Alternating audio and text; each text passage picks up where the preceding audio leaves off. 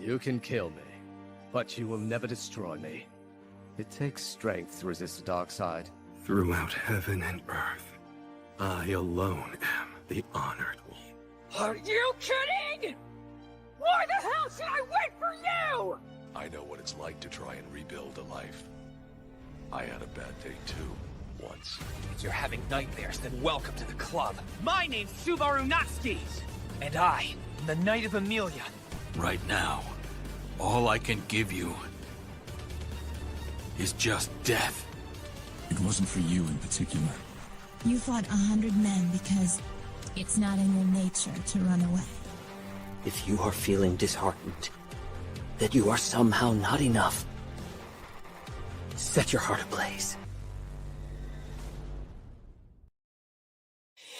Welcome, everyone, to the usual Weekend Weebery wrap-up that I do. This is animated, and I am Crimson, as you know, as dictated by this thing right here. I should stop. Well, tonight, there's actually a fair bit of news, a bunch of small topics, some random things that came up, new movies, trailers, live-action adaptations. Lots of stuff to talk about. Some anime is ending, some had really good episodes, some were disappointing, but it's going to be the usual shtick. We're going to start tonight out with,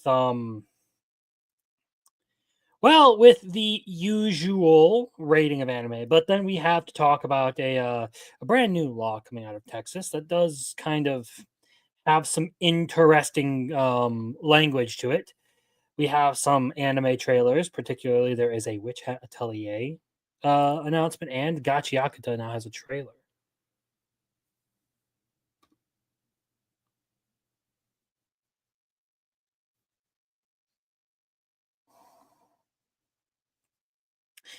And of course, there is the All You Need Is Kill adaptation, which if you're not familiar with it, All You Need Is Kill is the original source material for the Tom Cruise movie Edge of Tomorrow. So that's coming out, and there's some interesting stuff with that. And then of course some other random stuff that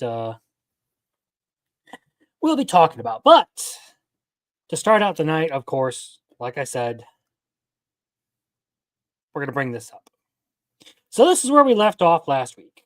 ReZero consistently leading the pack because I am a fucking simp for that series.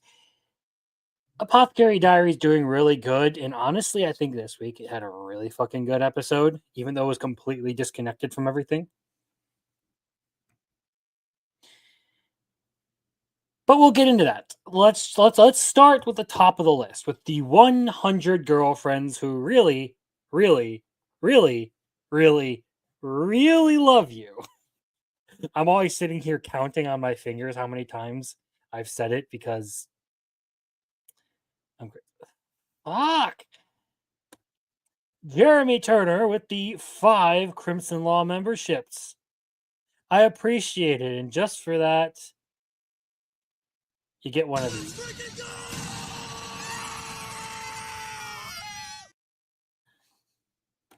Let me give me a second, because apparently I don't have a tab for this up.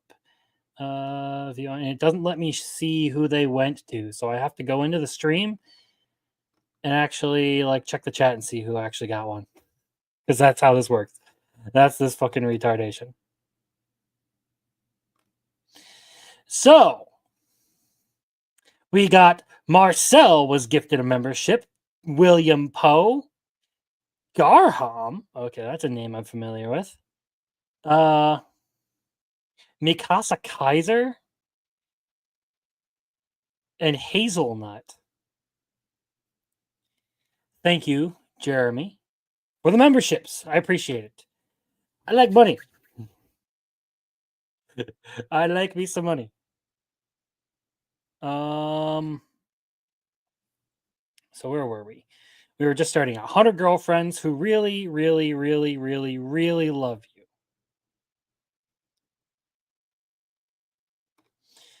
So they did the Apocalypse episode this week, which is one I've been looking forward to. The quite literally harebrained apocalypse. And of course, because it's Hahari doing, MILF things, it had to turn into the pseudo tentacle hentai. Gotta love it. I'm honestly like, I honestly am just surprised they actually let that pass. Yes, this is true. We are currently less than 100 away from 1K subscribers. I'm pretty sure everyone here subscribes, so I won't hassle you too much. But if you haven't, subscribe, bitch. So yes, the this episode basically being solving you could sum this episode up with solving global warming via tentacle hentai. That is a saying I never thought I'd ever have to say, but I did. This is also true. You can drop a like. Don't forget to drop a like. Also, I didn't see you slip in here. The questioners, nice to see you. Right, I didn't go through and say hi to everyone. There was just the memberships and the introduction. So we got Gray Pilgrim here. We got Marcel, Jeremy Turner, obviously, because he gifted memberships. Muffler Tape, the questioners.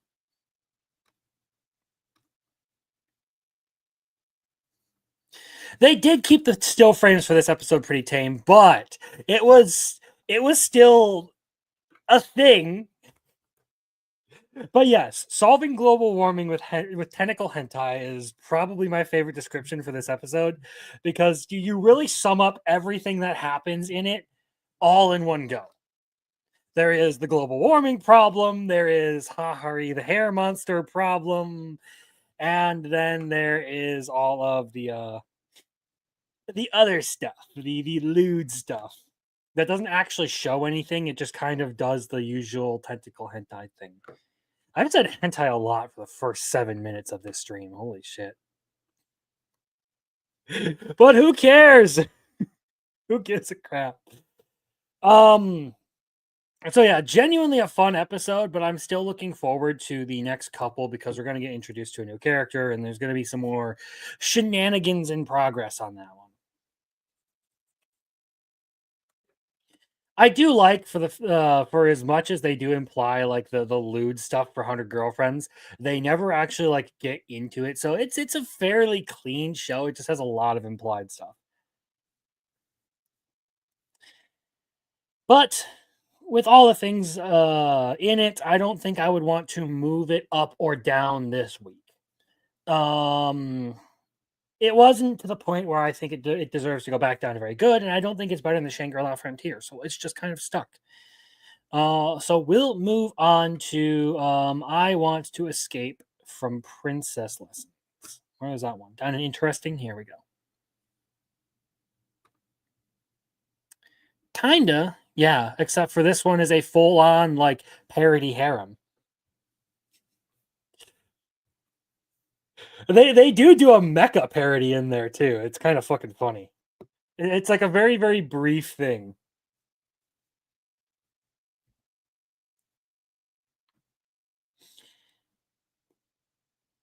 So let's move on from that. Like I was saying, Princess Lessons. So in this episode, Letty actually goes and remembers her childhood and the reason she ended up getting taken to the palace in the first place. Godaner. I don't remember. I don't quite know how to pronounce that.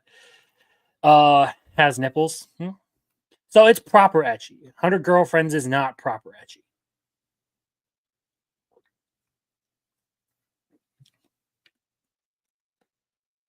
Also drinking Dr. Pepper because I am one of those fucking freaks who drinks Dr. Pepper.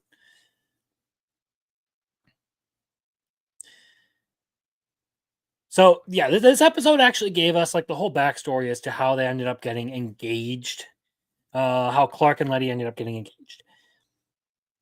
There was a plenty of backstory there, and then there was the part where Letty finally just straight up says she's in love with Clark. Finally admits it.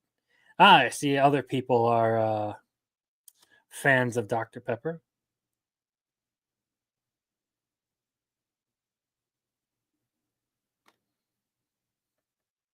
Why not just drink the Dr. Pepper at that point if you're going for Dr. It's like vegan meat. Why are you trying to replicate meat for vegans? Just eat the fucking meat. No shade on Dr. Pepper. There's no shade on Dr. Pepper. I'm just saying that there's the memes about people who like Dr. Pepper. Is it S tier soda? And actually, as far as ginger ale goes, I do like ginger ale too. Like I respect that choice, to be entirely honest. But this isn't the fucking Rolo Rome cast where we scream at each other for an hour and a half over what fast food burger is better and why Roland has to exclude Culver's from the choice.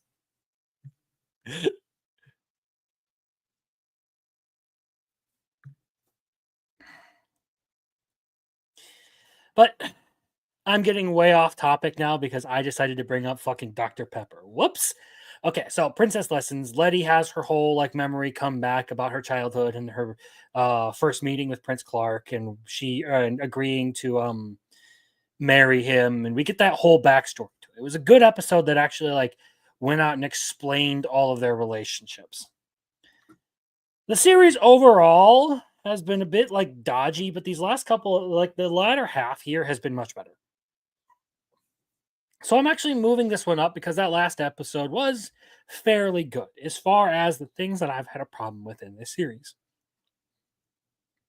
It still does kind of feel like the Stockholm romance, but less so now that we actually have the full story and everything that's happened.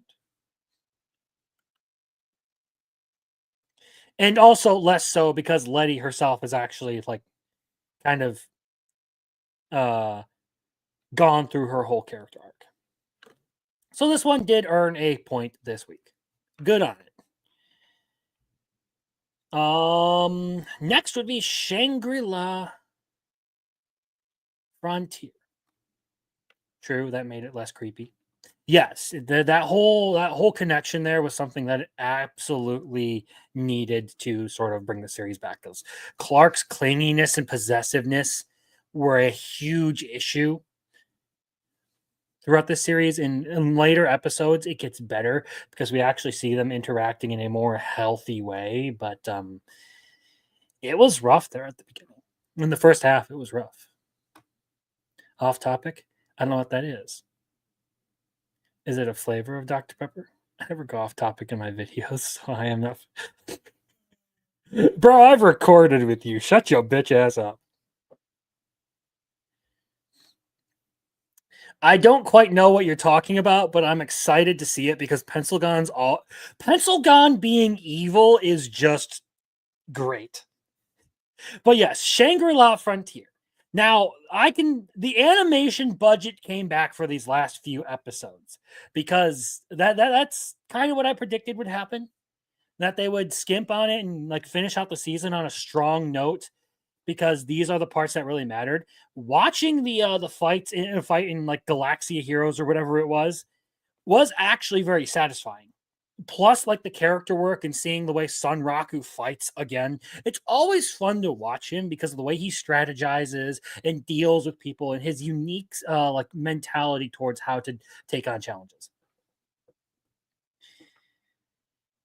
He is overpowered if you actually think about it. Like the dude is ridiculously good at video games, but it's justifiable within the story and it's still fun because they still come off as challenges. They still come off as things that he may or may not be able to do. So Shangri-La handles that balance very well. We also got a little bit of like character lore and stuff with Kay with Katsuo and his his pro gamer friend who has a crush on him. And I just love the irony of like Son Raku calling him oblivious for not noticing the chick who has a crush on him when he's literally been playing with this chick who has a crush on him and he doesn't even realize it. And that part was funny. So I'm glad to see that they're going to be. It looks like they're ending it on a high note for this one. Shangri-La Frontier did really well this week, and I don't think we're going to get into like the bulk of this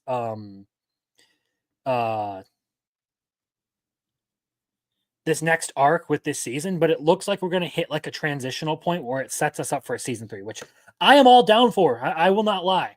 I love this series. I would be excited to get a season 3.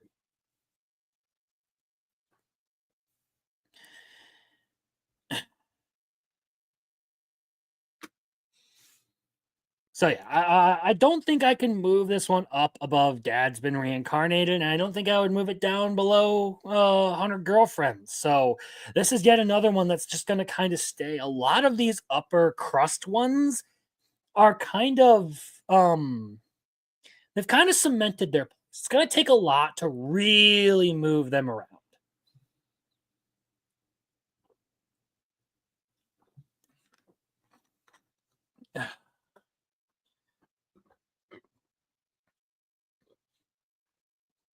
I'm digging the Galaxia arc so far. Yeah, the first couple of like other games they played, I wasn't, or that they talked about, I wasn't really a fan of them doing that. It felt like a detour. But season 2 brought Nephilim Hollow and it brought this Galaxy Heroes thing. And I have enjoyed those two. I have enjoyed those so far. Mostly because it brings a level of variety to things that I think is justifiable. And it also gives us some of the good parts of Shangri-La Frontier, the animation, the character work, and a little bit of the story development. So I'm looking forward to how they're going to handle like Sunraku's split attention with the events going on in Shangri-La Frontier and the GGC in potentially season 3. That could be a cool part. I think they're probably, if I had to guess, they'll probably end this season taking on a little bit of the stuff inside Shangri-La Frontier, inside the Abyssal City. But I can't say. It's not like my predictions are 100% solid. It's just what I'm feeling. I'm going by gut here. So let's move on to my favorite anime of the season. One of my favorite anime of all time. ReZero. So this episode adapts one of my favorite parts of Arc 5, and that is the Estrella family drama. I would actually say its strength is mostly just Son Raku as a character. He's what makes the entire show fun to watch. It's his personality, his mentality towards gaming, and the way he clowns around with all his friends in the game that really makes it enjoyable. I don't really care much for Katsuo or Pencilgon on their own. But if you put them in with Son Raku and you let them bounce off of each other, there's some great chemistry there. It's an amazing dynamic. And just watching Son Raku problem solve in games while fighting, that is a very satisfying experience. That makes this show worth watching. Plus, it's well animated. I don't think there has been a bad intro to this series at all. Like, all 4 of them are bangers. There's a lot good for this show, but I think really the heart of it is just Son Raku as a character.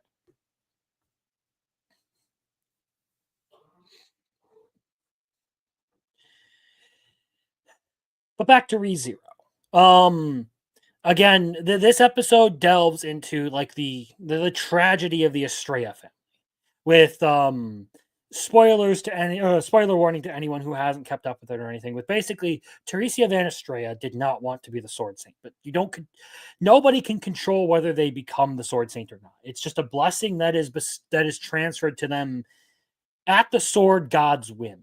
And now that's not mentioned in the episode, but it is actually a thing. There is a sword god in ReZero, and he is the one who actually controls who is bestowed with the Sword Saint blessing, or the divine protection of the Sword Saint. So when Teresa inherits it, she doesn't want to be the one. It's just she's not a fighter by nature. But I mean, the Sword Saint's divine protection makes you ridiculously overpowered, and you'll basically just fight on instinct, react on instinct, whether you want to or not.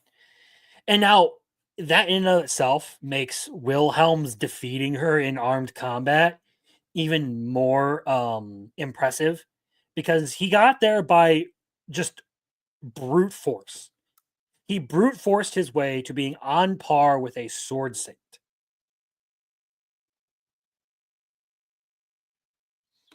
And yes, it was really good character work this week. We got to see a lot. Like I said, it's one of my favorites because it's a really tragic set of events, because we finally get closure to Wilhelm's whole arc with the fact that he lost the person he loved most in the world, his wife, Teresa, and never really got to say a proper goodbye to her, and kind of left on a little like awkward note because of how they parted right before the white whale hunt. And then, of course, there is the results of Teresa losing her blessing during the hunt for the white whale, and the fact that Reinhardt was Wilhelm's grandson, was the one who inherited it. And there are a lot of other implications that are made in the novels. Like, there is kind of like this insinuation that Heinkel was attempting to set up his mother's death so that he could inherit the Sword Saint ability for himself, but it was then passed to his son Reinhardt. And of course, we see Heinkel's issues with his parents, and how he reacted to Teresa looking at her son and grandson in her final moments, and how he thought she was basically looking at him scornfully. He basically felt like he was the failure of the family, the rejected son. And that kind of speaks to... There's a lot you can read into this episode, and that's why it's one of my favorite. Is there are a bunch of different ways to interpret it, and I don't think any of them are entirely wrong. But suffice it to say, it is not a happy kumbaya ending for their family. They all kind of end up going their separate ways because they can't really reconcile the way they feel about the series of events. And of course, this is legitimately the first time Reinhardt has actually drawn the dragon sword in the series. That was... reading that in the novels had me shook. Like, holy shit, they actually let him use the sword. Like, they didn't let him use it against Regulus, but against this? Overall, it wasn't the greatest adaptation because there were parts cut, particularly stuff with the sword god. But it was a really good episode IMO. And the animation was still pretty good.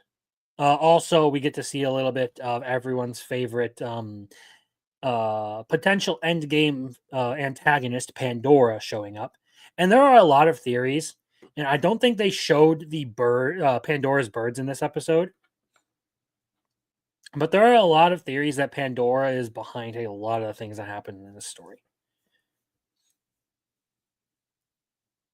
It's basically, if something happens in ReZero, you can trace it back to Echidna, Satella, or Pandora. One of those three had their fingers in there and was doing something.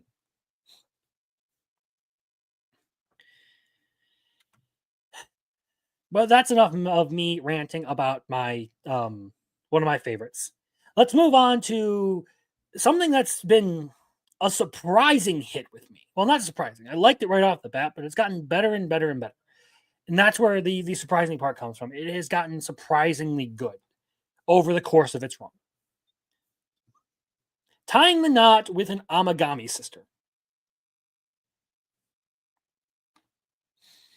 I'm watching Haikyuu right now. I don't know if I'll ever pick that one up, to be honest. Not that I think it's a bad series. It's just there's not much there that really interests me. It's just something about sports anime in general that I'm not a huge fan of. But maybe I should might change my outlook on that, because this season Blue Box and Medalist have been pretty good.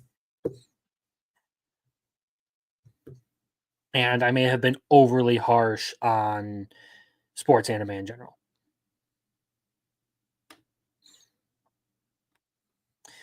I agree with that sentiment.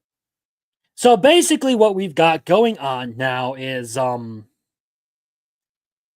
Uryu is struggling with this new world created by Shirahi's wish. If you aren't caught up entirely on the series, basically what has happened is he's been building his relationships with these three girls across the entire series, and now his yandere childhood friend has ruined all of that by wishing to some supernatural powers that some things were different. So Uryu no longer has any connection to the girls at the Amagami Shrine, except for with Yae, who comes in clutch and recognizes that Uryu is the person who saved her as a child. Of course, there's also the funny part of the sisters, like just like the moment he starts talking about supernatural stuff, they're like totally on board. Like they just like, all right, you saved Asahi, or you saved Yae. All right, cool. You know each other. Oh, you're not from this world. All right, we'll help you get back to your, because that's a totally believable thing. But then again, they're pretty prone to the supernatural stuff, and in previous installments of the series, they have experienced supernatural things themselves, although not this version of them. I think you could make an argument that they haven't experienced some level of supernatural phenomenon before that.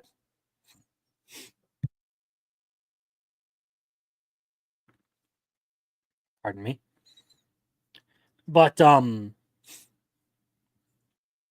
I don't know. It would be a hard sell. You could equally headcanon into it that they hadn't actually experienced any of that. Still, I did like the episode because it is kind of emphasizing the relationship between Uryu and Shirahi, something that's kind of gone under the radar for the most of this, and something that has been of import to the series, because she has definitely had a crush on him throughout the series. There's no doubt about that.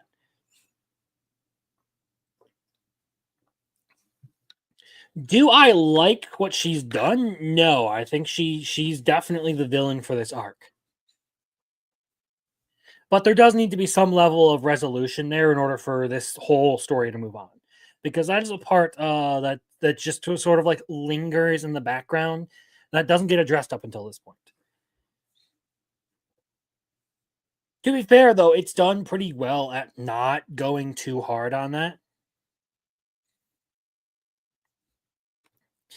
I mean, like, I think we've both said this at some point, but add her to the harem. Like, I'm perfectly fine with that outcome. But yes, her yandere tendencies in this episode are definitely a turnoff. And that's one of the, like, right, especially right at the very end. That's one of the things that I really was just like, ooh, okay. That's an interesting turn of events there. To be fair, though, it was really well directed for that part, like with the music and like the art direction and all that. That was good. That was a good use of sound effects and stuff. Turn my phone off. I need my notes. I need my notes. There's so much anyway. So yeah, tying the knot with an Amagami sister. You know, actually, for this week, we're gonna leave it there. We'll just leave it there for now.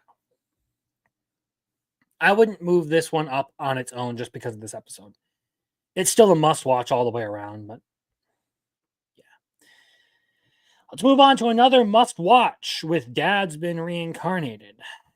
So we get some interesting lore implications with this episode. We learn that Anna's mother has some level of involvement or of know-how with noble families. and it's just kind of like swept under the rug very clumsily by the mother.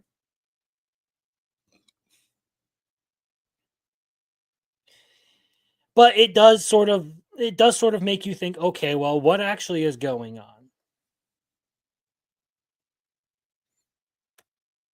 Yes, I actually agree with this. I'm in the same boat, Marcel, with I always want to root for the childhood friend. Um Blue box. But in this case, like this is a problem of her own creation.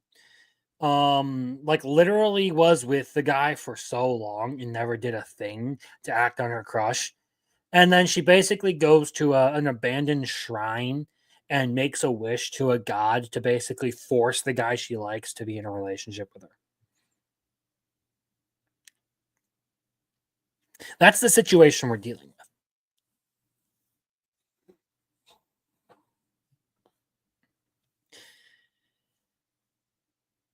Anyway, so Dad's been reincarnated. I like the part with like they do a little bit more with the family lore. We're also potentially getting the entire Auburn family back together. That's going to be interesting, especially with the mother being the one to decide that really weird cross-dressing rule about the student council and their culture festival display. That's gonna be funny to me. Either way, it was an entertaining episode with good storytelling. It still hit like the humor and stuff, where they started talking about like all of the cross dressing stuff, and of course, there's the mother and daughter outside the game world, basically like, "Thank you for making for dressing the pretty boys in dresses," being total fujoshi. Probably not its best episode, but still one that was entirely fun to watch.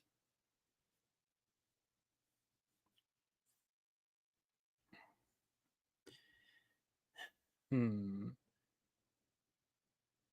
Oh, is there anything else to it? No, not really. Not really much else to say. I don't really have much to say outside of that. So, would I move it up or down? No, this is another one that's kind of gonna stay right where it is. Um, so let's move down the list. Continue moving down the list. So, um, I have a crush at work. So we have the whole test anxiety thing with pardon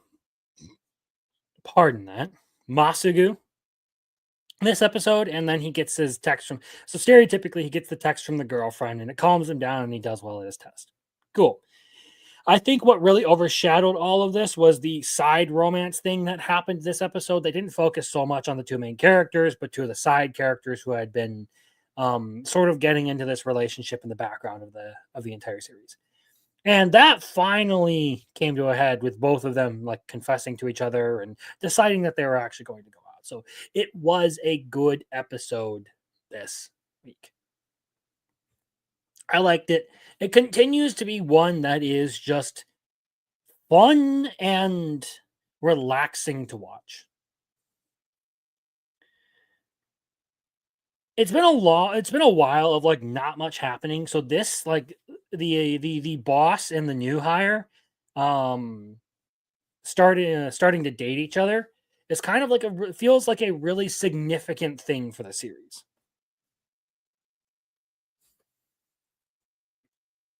I don't know if I would want to move it up because I think Princess Lessons is just slightly better overall, even though I do think this one has been consistently good. And I don't think I would put it in very good.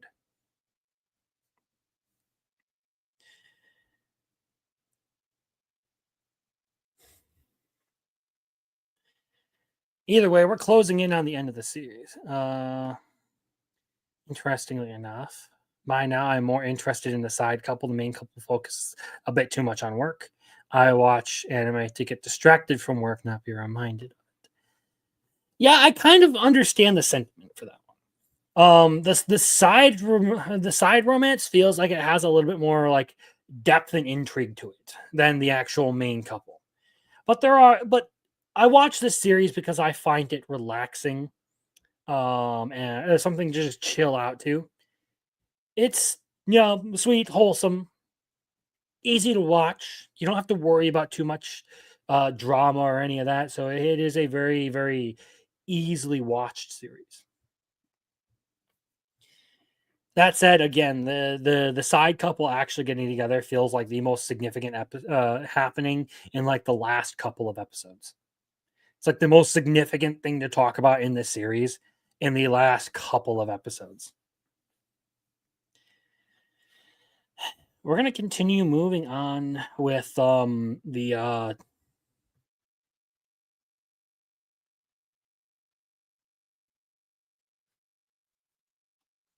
you guys have talked me into throwing this one on the watch list.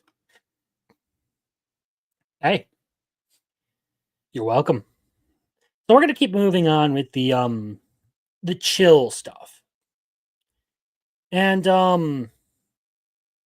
let's talk a little bit about Welcome to Japan myself. One that I do like, but will admit it has a serious problem. And because of that, I'm moving it down to the okay category. So I do like Redra's personality. She's entertaining, but I don't really know how much she's really adding to the story. And I'm not really interested in the dungeon part of this. We got an interesting bit of lore dump about like the time before people, like the age of darkness or whatever it was. That part was a little bit interesting, but I just don't care for the fantasy element of this series, and that's one of its biggest weaknesses. Is it wants to do the adventure fantasy stuff, and then it wants to do the slice of life romance stuff. But the slice of life romance stuff is consistently more interesting than anything in the fantasy realm. So I do enjoy the series, but like it's hard to like give it a good recommendation when the fantasy part is just so stale and boring. It it isn't interested in interesting to me, and I am wishing it would spend more time it would spend all its time in Japan, really, doing stuff in Japan rather than bouncing back and forth and trying to split its attention between two different genres. I just don't feel like that in and of itself makes for a good show.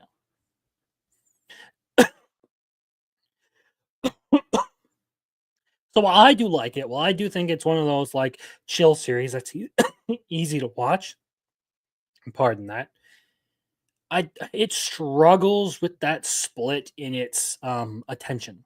It struggles to really um commit to one thing and do what it does best. Unlike with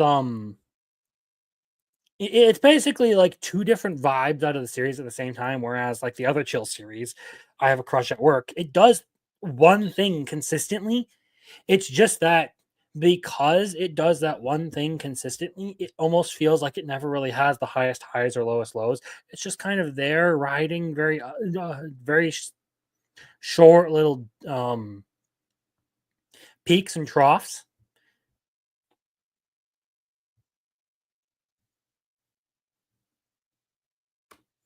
Yes, yes. Well, my point is as far as the jumping around goes. Oops. Try not to spill water all over. As far as the jumping around goes, the big issue I have with it is the fact that well, it kind of splits the series between two completely different things, and it just feels like a tonal clash. I wouldn't mind it if occasionally they showed some of that stuff, but I feel like a 90-10 split would have been better. 90% of the time they're in Japan, 10% of the time they're in the fantasy world. Because I'm far more interested in the Japan stuff than the fantasy world. It's so much more entertaining watching Maribel discover what Japan is like.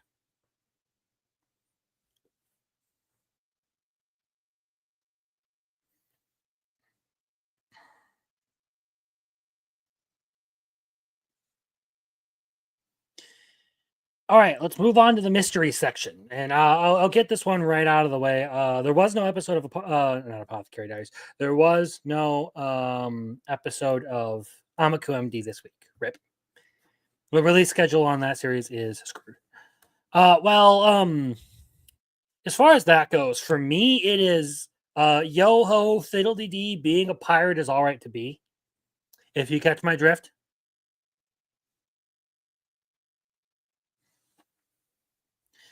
But I could quickly check where to actually watch it. If I'm not mistaken, I believe. Oh,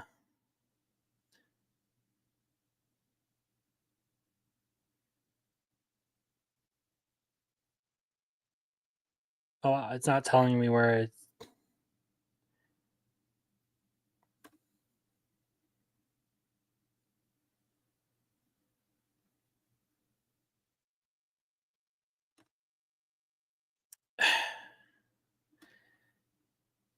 Yeah, it's not telling me. Also, I have a friend messaging me about solo leveling right now.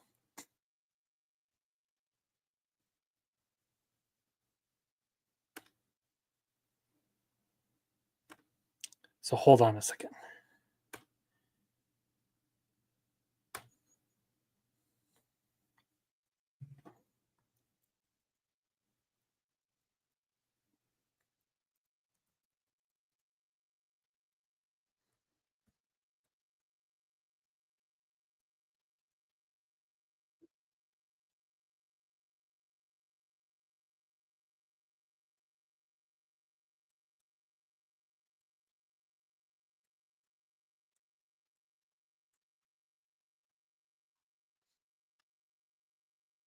Okay, there we go.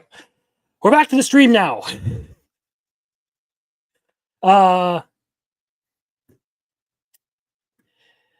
Apothecary Diaries. Let's talk about that because I genuinely loved this episode. We'll get to solo leveling in a bit, and I'll talk about how I feel about this latest episode because that's later.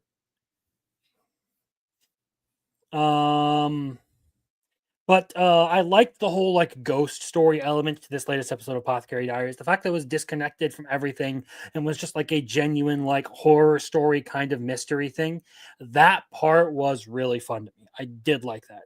And there was, of course, a little bit of foreshadowing at the end for upcoming episodes.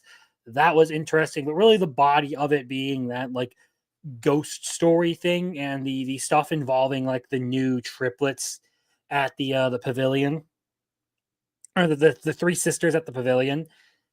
That part of it had me more interested than a lot of the other episodes. So far, I think this is one of my favorite episodes to come out, just because it was simple, it was straightforward, it wasn't connected to anything, and it was the kind of fun that I'd come to expect out of the Apothecary Diaries. Yeah, the monk story was actually a pretty good one.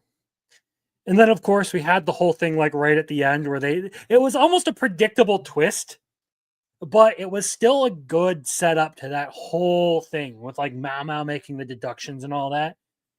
That part, it was a very, very good episode. Probably one of the better episodes of this week.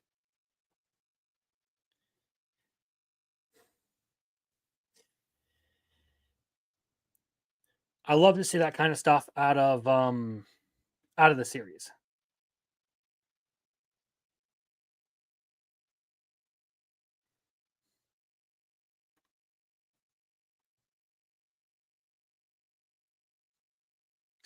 Apparently, I'm a very popular guy right now. Sorry.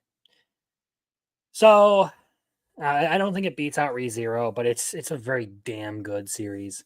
I think it's genuinely one of the best of the season. It is genuinely like the second best, if you ask me. And anyone who's not watching it is doing themselves a disservice. So we'll move on because, like I said, there's no release for Amico MD. That's the only other mystery series I have. So I'm getting married to the girl I hate in class. So we start out the episode with something that was kind of fun to watch, the whole number exchange thing. And the fact that Akane absolutely cannot help but be a tsundere, even though she is clearly very happy to be around Saito, and she very much cares for him. And like, and you know, like is really excited to like get his number and start like texting him and everything. But she just won't admit it.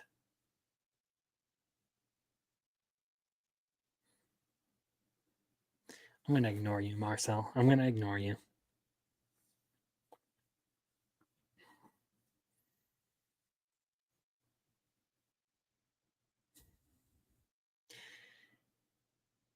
But of course, this episode brings the whole she say thing around.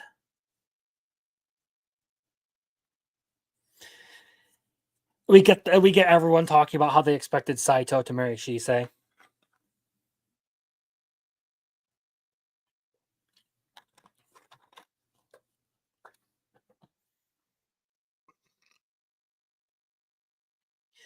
And like her reaction to it, and how he clearly doesn't like even consider the fact that she may like have a thing for him, which is a little weird. But there's also like the Akane misses Saito thing, the fact that he would leave the party and then get on a bus and walk for 2 hours just to be back home with his wife.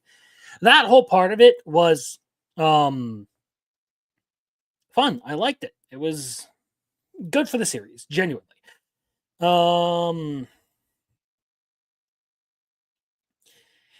don't think this was its best episode yet, but the number exchange thing, and then like the part where Saito goes all the way back home just because of a couple of Akane's messages. That part I did really like.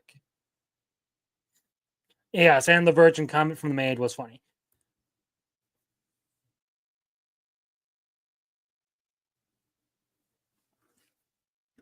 So it will stay here because I don't know. I can't justify moving it around, but it's still very good. And yes, I am also hoping we get a season 2 because that would be a very good thing for it.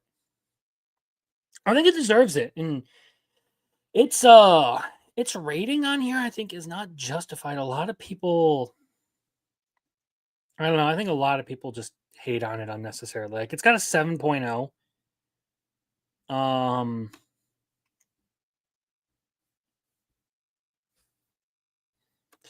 I think it probably deserves to be higher.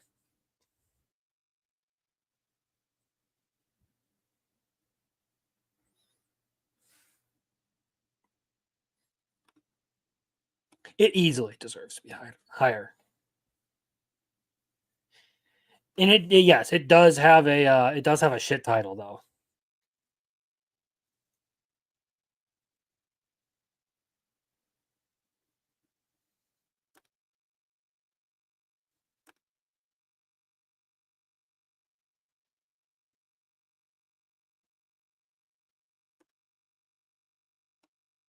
Okay. Sorry, I'm getting distracted because the one guy who almost never messages in our fucking groups is spamming everyone for some reason. And it's all to do with solo leveling. So we'll move on from the I'm getting married to the girl that I hate. Or I'm getting married to the girl I hate in class. To I may be a guild receptionist, but I'll solo any boss to clock out on time. So this one again is dealing with another tsundere.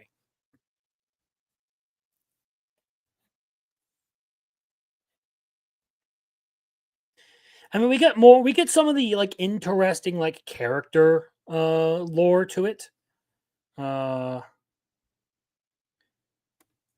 Just went through my stepmom's daughter as my ex, same issue, fun good series with an awful title. Yeah, there's a lot of issues with that. Is one of the things is there's a lot of competition for attention. So they will try to like give you the premise of the series in the title, so you don't actually have to pick up the in the book and read the synopsis. You can kind of get an idea of what it's going to be all about. Like the one I just said, the synopsis titled, I may be a guild receptionist, but I'll solo any boss to clock out on time. This episode, like I said, interesting character lore, and there are some like implications as far as the story goes. I'm not too interested in that really in this series. The thing I'm interested most in is the romance part of it and that relationship between Alina and Jade.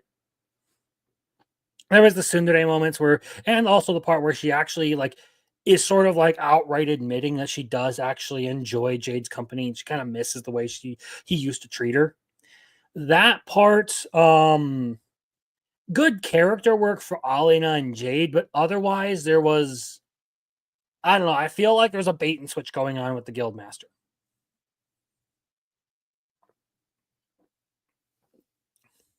And we're going to find out here pretty soon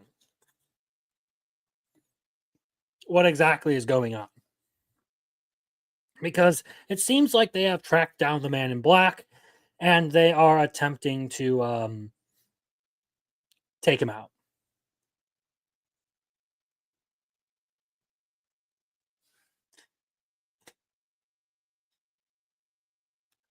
But yeah, as far as that goes, just her like be like outright thanking him and saying like she felt weird with the way he was treating her. I liked that part. It was more interesting to me than anything else that happened in that episode. We'll move on from that though, because there really isn't much else to say. I don't think I'll move that around too much. I don't think it really deserves an up or down to it. Blue Box. Let's talk a little bit about Blue Box here. So, this episode was a pretty big one. A lot of people knew who had read the manga was coming. I knew it was coming, but I am going to move this one up because it's basically done away with one of the big issues of the series. The conflict in interest over the conflict in Taiki trying to figure out who he likes. And I actually found a meme that perfectly describes what's going on with the series right now. And I do have to show it for this segment. So we'll share this tab instead. So here we have, which pretty anime girl do you pick? The childhood friend with fond memories of each other, has a great sense of humor, always has your back, makes you laugh, determined and successful, communicates clearly, and you can be yourself with her. Versus autism.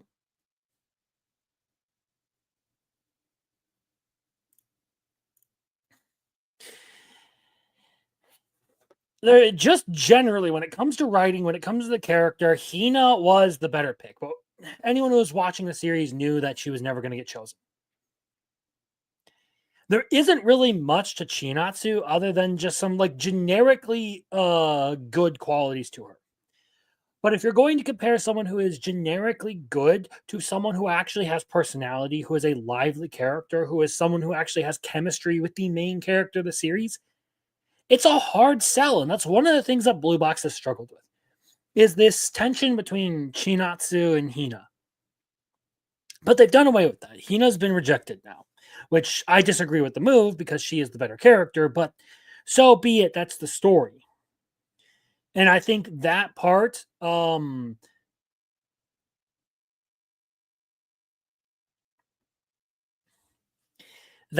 being done takes a weight off the series and it can go back to doing some of the more interesting things. I'm actually pretty invested in the sports part because the sports part of this was pretty exhilarating. It really did help define the character of Taiki Inomata. That part of it was interesting. So if it continues to do more of that, and it's not bogged down by this constant trudge of just, do I like Hina or do I like Chinatsu? Maybe the series will get better. But it has sunk into a pit with the way it has handled that romance, especially because, like I said, and then this is personal bias and just from a writing standpoint, Hina was the better character. all the way through. I don't see any argument as to why Chinatsu is the better love interest. You can make the argument that you can't control who you like. Sure, fine. But you're writing this from when you're writing a story to entertain. You have to keep in mind the audience's perception. It shouldn't dictate. It shouldn't be like a dictatorship over how you write something. You should still be able to write things the way you want, but you do have to consider how the audience reading your story will feel reading that thing. That's part of where I kind of disagree with Rifujin Namaganote, the creator of Mushoku Tensei. I do respect his dedication to just writing what he likes. But at some point, you are writing so that other people can read it. And if you're going to write something for other people to read, you do need to consider their experience. And in most cases, I feel like Hina is just the better pick, like just from a literary standpoint. Of all the points you could make as to why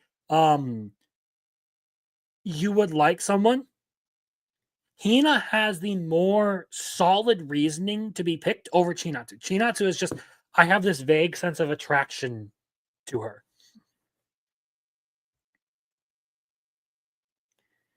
So I'm glad we're finally done with that. It was a well-written episode.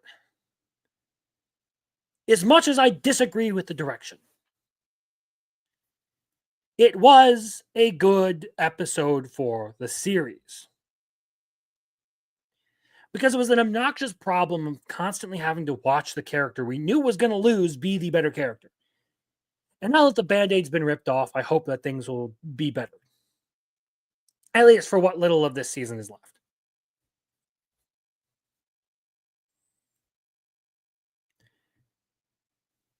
Moving along. Honey Lemon Soda.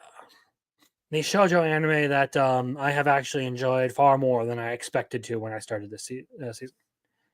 At this point, the childhood friend getting picked would be subverting the expectations. Honestly, yeah.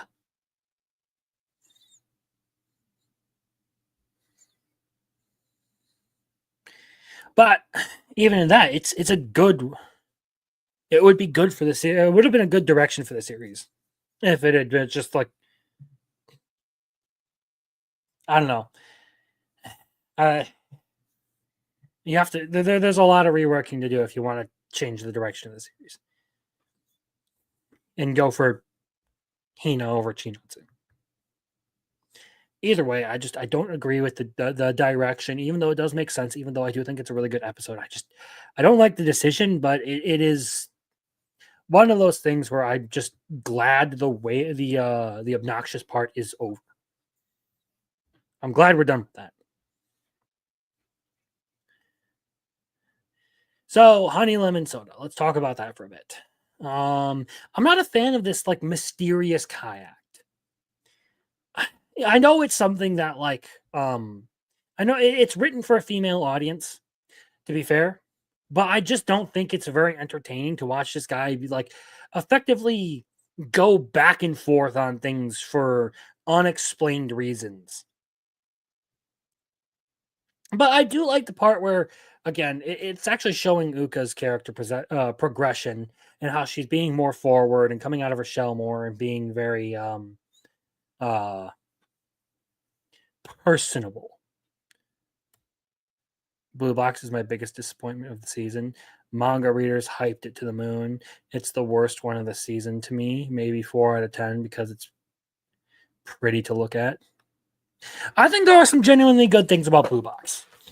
And like I said, one of the big issues it has is the fact that it basically is just bogged down by this romantic dilemma.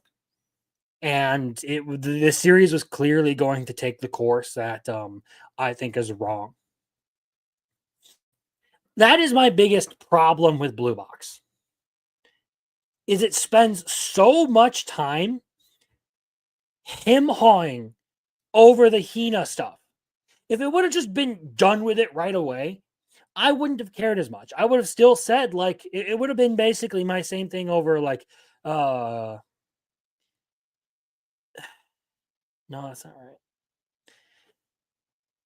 I still would have complained about the decision, but at least the series wouldn't have been bogged down by this BS romantic tension that didn't do anything good for the series. Fight me on that. The drawn out confession didn't do anything good for this series. I wouldn't say it's a total disappointment, because when it focuses on the sports stuff and Taiki as a character, that's actually fantastic. Still to this day, it is fantastic when they actually get into the sports part of it, because because of like the lessons of like hard work and perseverance and actually chasing your goals and trying your hardest to achieve them. That part, I love it.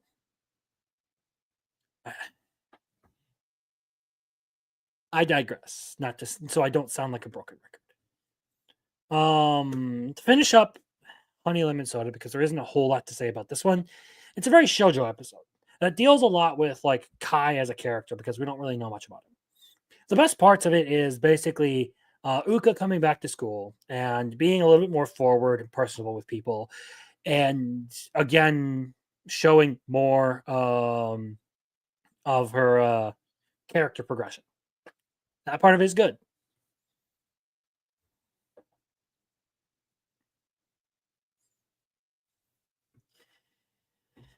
Otherwise, it was an alright episode. I don't think I would move it up or down from this position, but it was alright.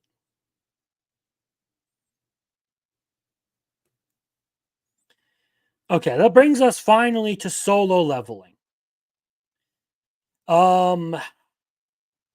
And genuinely, this may get me some this may get me into some trouble. But I did not care much for this episode. Like, I genuinely just didn't feel anything for that episode.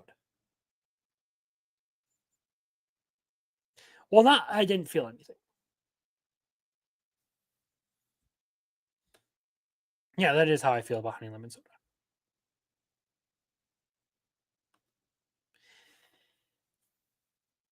True, but when it comes to solo leveling this episode, it basically spent all its time aura farming and not really, I don't know, doing anything that was satisfying on screen. It was basically just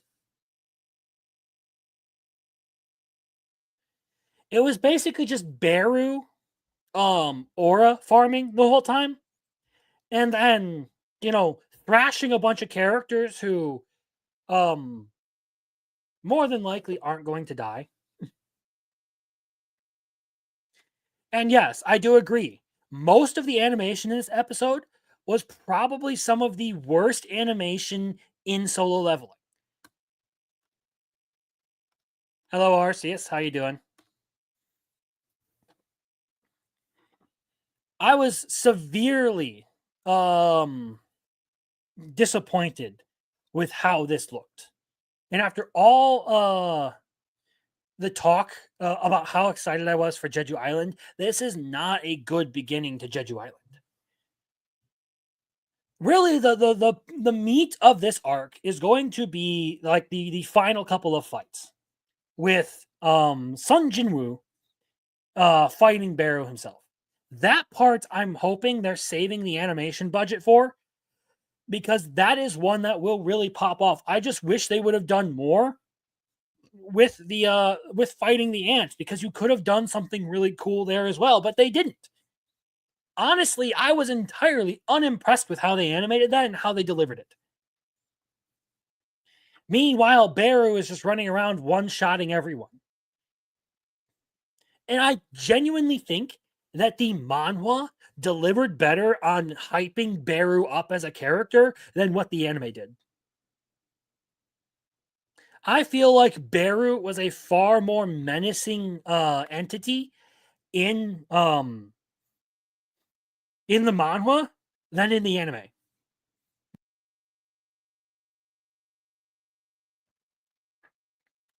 I do agree with this sentiment. Amagami Sisters is peak. It is great. Genuinely a good series. Too bad we've already talked about it. Manhwa is the term for Korean comics. So in Japan, Japanese comics are manga. Korean comics are manhwa. It's Manhwa. Yeah. It's funny like that.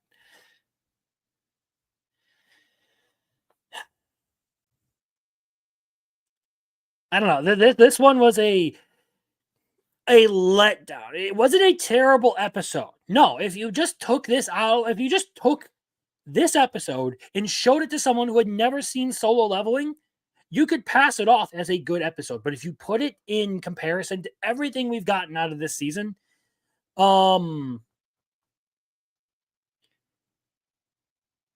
it doesn't stack up very well against any of the episodes. This is probably one of my least favorite episodes of the series. I didn't feel much when he arrived in front of the heroes. Maybe the music didn't hit. Then again, didn't have any music. I actually did like the touch of them using Dark Aria again with Beru. I do like that because it's kind of like a play off of Sung Jin Woo slaughtering the other hunters in the dungeon after they tried to betray him. I did like that touch. There's a little bit of good work there.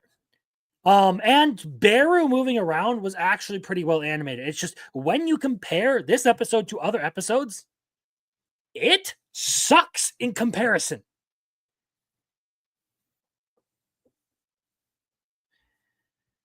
It is just middling aura farming for Beru.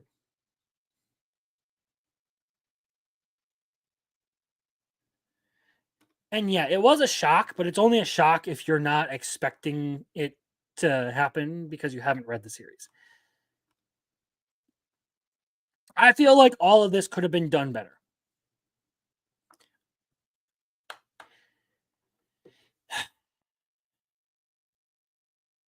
That is my hot take for the week. This was one of the least satisfying episodes of Solo Leveling to watch.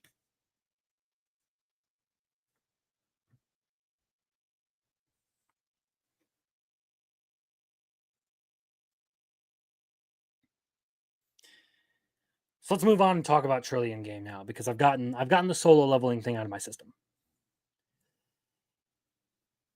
And we'll talk about Trillion Game.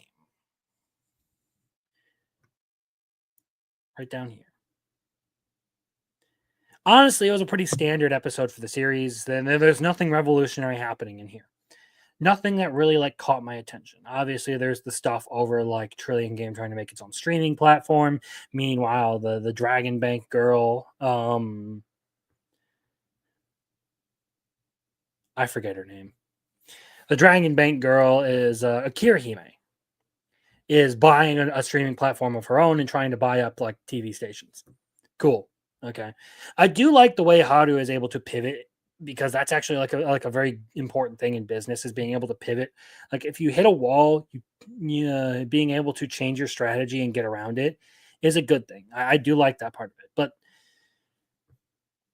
there was nothing in this episode that really, really got to me.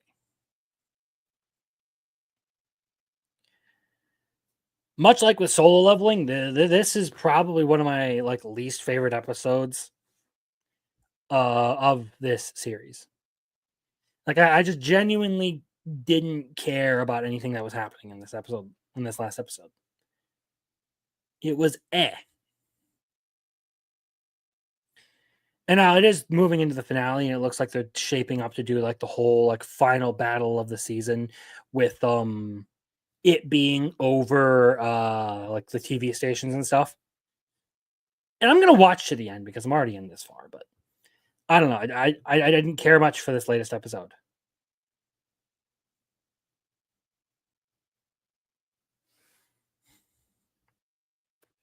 I don't know. I thought that episode was funny. I liked it. I thought it was crazy, unhinged. The stuff I come to expect out of that series.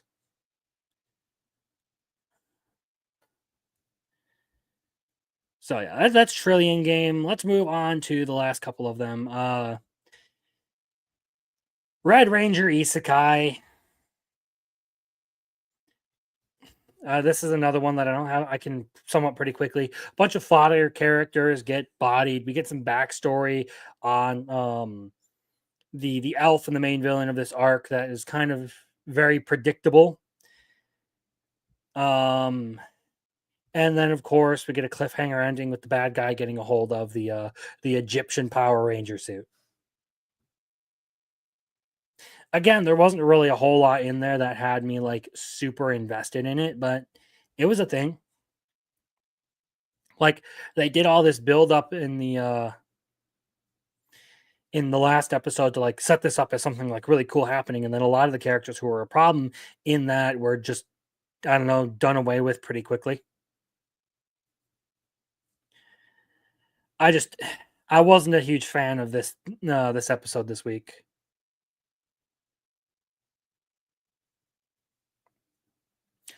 I will say another one though that I was terribly disappointed in was A-Rank Adventure this week. And I'm not even going to talk about this one that long because there is only one thing to say. Fuck. And I mean, like, I mean that with the utmost like disgust. Fuck recap episodes.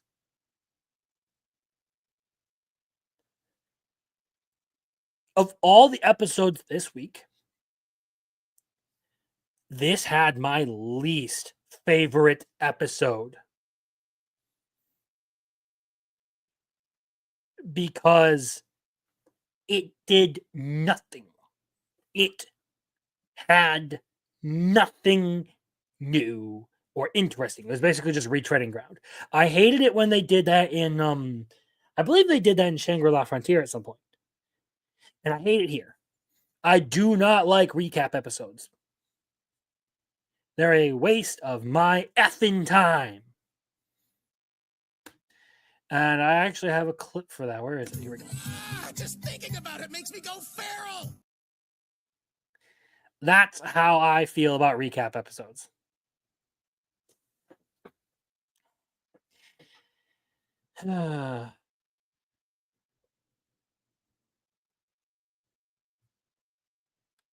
I agree. I at least tried it to see if there was something new, but I found myself just like turning it off, like, I don't know, a few minutes in when I knew it was just going to be a complete cover of everything we already knew about the series. The only time I understand recap episodes would be something like One Piece when it's thousands of episodes.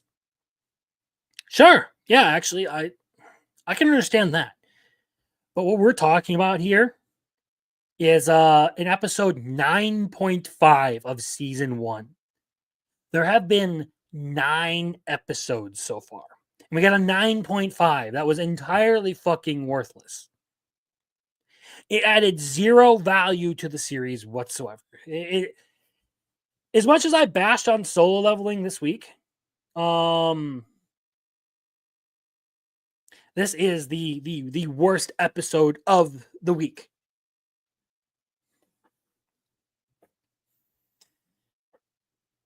Okay. So we'll move on from that subject because there's really not much else to say other than fuck recap episodes. Medalist had a good episode this week. So we saw Inori in this episode. In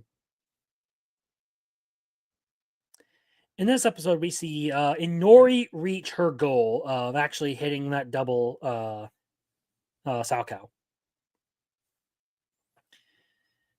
We also get Mittens back, the rival friend who is a total like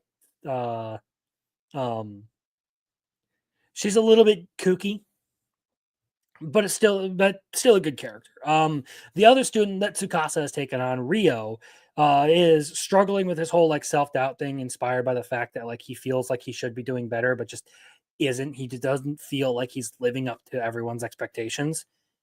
And that lays the groundwork for Tsukasa to prove yet again that he is a great teacher and a great mentor. And that's part of the series that I've really, really liked, is just Tsukasa being a great mentor and a really good guiding figure towards both of these kids, both to both Inori and Rio. That part of the series has made it really, really good to watch, because no matter what they're doing, there's always some level of like character work involved in it. And I respect it. It was genuinely a good episode. I have not been disappointed with the series for the most part. There was the part about the time skip that I didn't like, but I can overlook that in favor of all the good that this series does.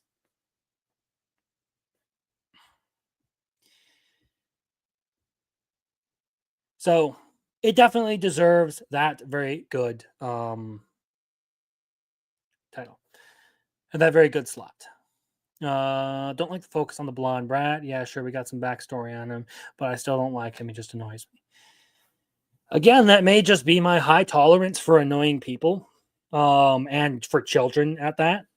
But like, as far as his character goes, like, I kind of get it. Like, I feel like he'll have a turnaround here, and I don't think he's going to go all the way to like a likable character, and he'll probably still be really standoffish. But I think, especially given the events of this last episode of Inori basically pulling off a like huge leap in her skill,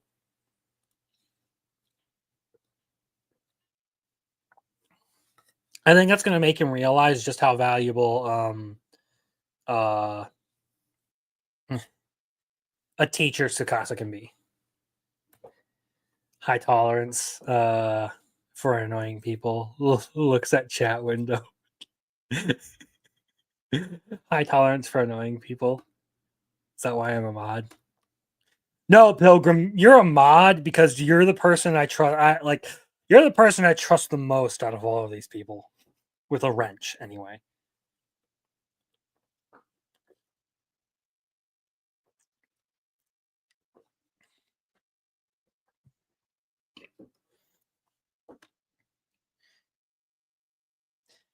I mean, I can't make you care about him, but I do like the character.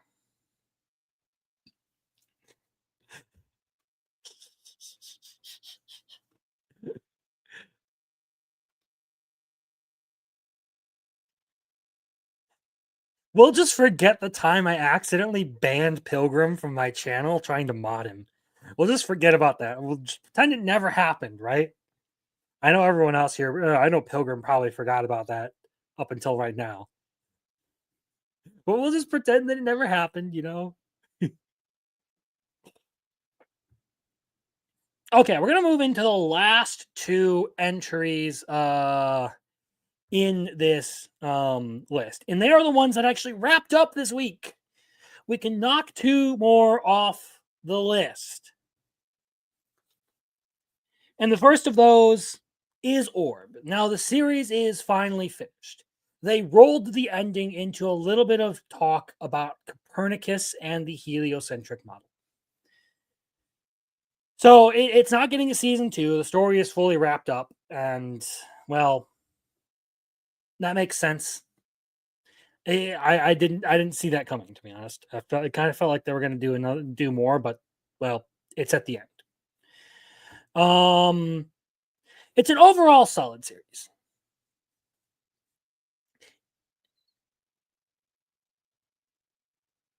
I'm not going to talk spoilers, Marcel.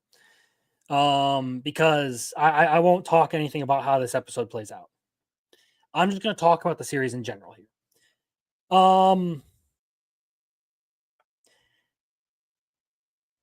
Now the series is finished, overall, it is a good series.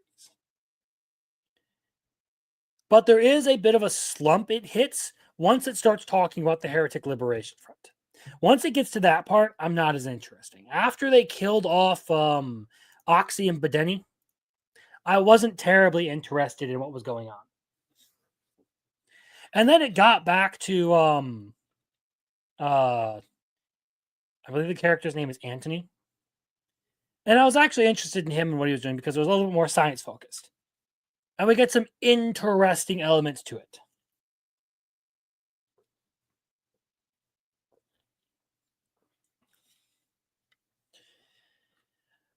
So now that they've wrapped up the series, I do think it is a very good series overall, but it's just not the most.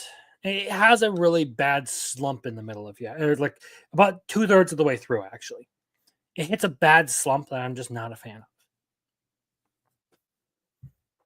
Ends on a good note. Just has a bit of a struggle there for a little while. So yeah, overall, solid series is worth a watch. And then we'll move on into Sakamoto Days because now we're at the end of that one as well. And now that we're talking Sakamoto Days, the season 2 has already been announced, so we know that there's going to be more coming, and they do hit us with a cliffhanger. But there was a decent bit of animation with that final fight scene.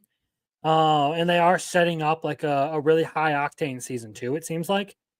But I didn't really care much for the story that they were trying to tell in this last bit with the whole gambling thing and all that. I don't know. It just I wasn't entertained by it. I wasn't really sold on it. Sakamoto Days overall is a decent show. It's not the worst. It's not the most amazing. It's decent. I don't find myself a fan of the writing. The animation is good. A lot of people expected it to be solo leveling, and it wasn't, and that got a lot of flack. But I don't know. It was an okay written series, and it was a good animated series. It's just overall the things I generally enjoy the most about a series weren't present in this. So that's really my thoughts on this. They're going to end the series, the season right there. Orb stays at the very bottom of very good, and Sakamoto Days just barely hangs on to the interesting part.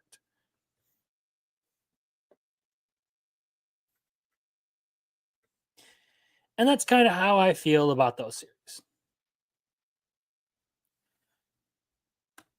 Yeah, it's a good anime. It's a nice little anime to watch if you want something.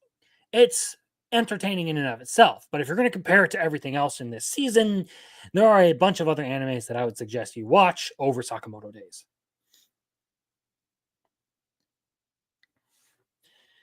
But yeah, that's effectively where we are at for. Oh, wait. Shit. I can't say that because I accidentally skipped Okitsura. I forgot. I got to talk about that one. I was just sitting here like, why do I feel like oh, did I also talk about Zenshu? I think I skipped Zenshu in here. Shit, so those weren't the last two. Fuck. I skipped Zenshu and Okitsura. So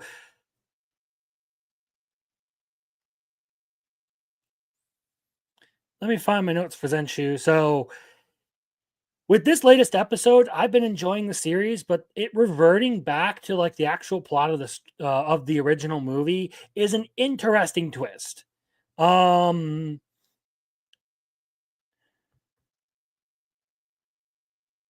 think the next episode is going to be like a very strange one. Because now we have Natsuko and Yunio both getting sucked into the void, so we're still going to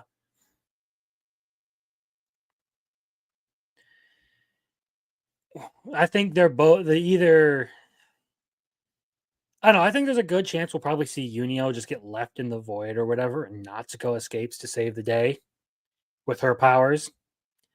Who knows? But with 2 episodes left, they're gonna pull something really interesting, especially with the way that the characters were quote unquote killed off. Yes, but I don't know. Caleb's boring, so who cares about him?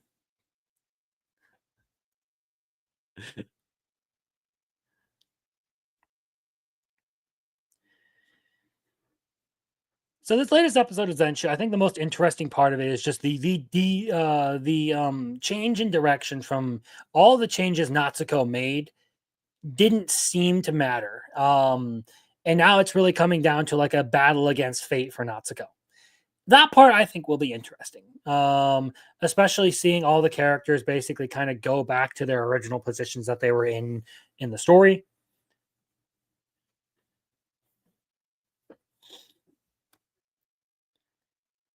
That's a statement. That is definitely a statement. I cannot wait to watch the genocide of the Airbenders.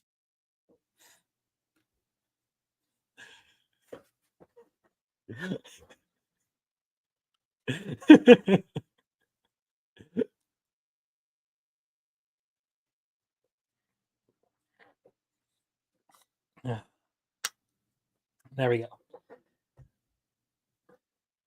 So yeah, with this latest episode of Zenshu, not sure how to feel about it yet, but I want to see how they're going to play out the whole void thing.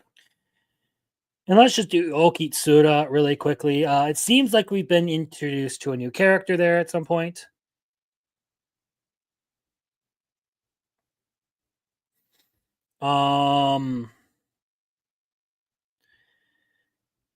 There was the alcohol part of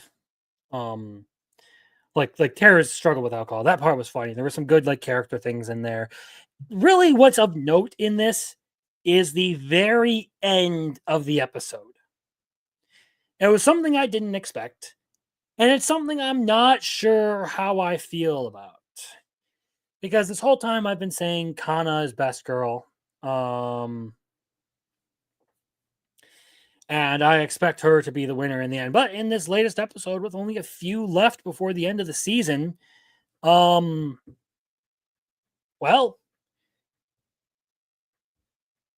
Taro decided he was going to pull a confession on Mina. And we see her running out of the class all like flustered and embarrassed because she doesn't know how to handle it. She's really, really confused about that. This may end up being another blue box situation where I think they choose the wrong character to go for. Especially after all of the things they've done over the course of this season to prop up Mina as like the winning heroine, and then to pull this shit, that would just be a slap in the face to me, if you ask me.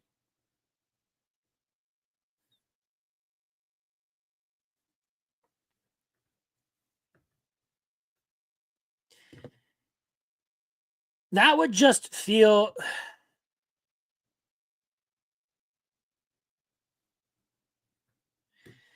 This one would feel like even more of a slap in the face because they've done more in this to set up Hina as the winner than they did for Kana as the winner in this than they did for Hina and Blue Box. This one would be the bigger slap in the face because really the whole reason I've been watching is because of Kana. If that falls through, then basically this series has been a mild comedy with a bad romantic twist. Because they have done nothing other than Tara being like, oh, she's cute on occasion to reinforce the whole thing with Mina.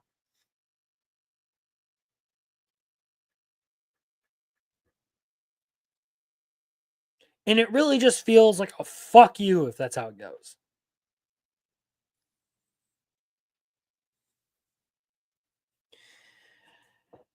So yeah, we are going to this one is dropping down and we're going to see how it goes in the next couple of episodes. If it decides to, if the author decided to have her reject him,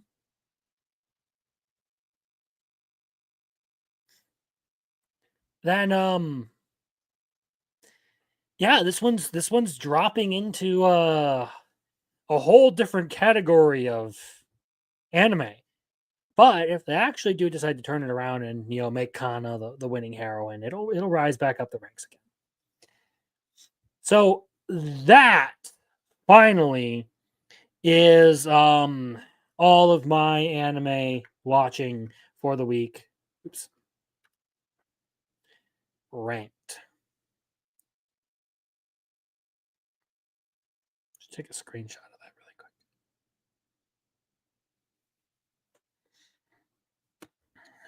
Oops. Me too. If they go the Hina route, I think I'm done with rom-coms then. I don't think I'm quite at that point. It's just being slapped twice with the same shtick isn't fun. I did not like Madaka Kuroiwa as impervious to my charms. I'll be honest with you. I read the manga, and 12 volumes in, I'm still very unimpressed with the series. I wanted to like it because I thought its concept was novel and interesting, but as far as I can pull that down now. But as far as the actual writing of the series and the characters and stuff go, I wasn't a huge fan. That's why it is in the not for me category, all the way at the bottom. I gave it a shot, but after that first episode, I honestly found it more painful to watch than enjoyable. For animation, for directing, I don't know. There was just so much about that series that, like, I don't know, rubbed me the wrong way when it came to the anime. I didn't watch more than one episode. I was done after that.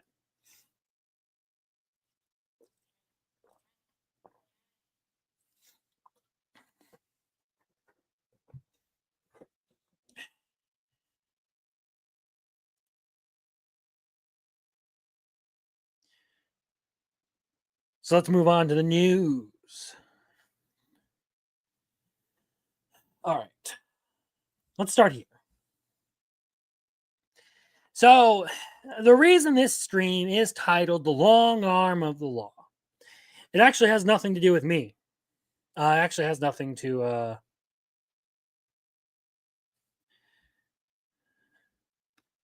Everyone's entitled to their opinion. Is entitled to their opinion. You're perfectly fine enjoying Madaka. It's just, I read the manga. It's not a series that I really wanted to sit down and watch the anime for, especially this season.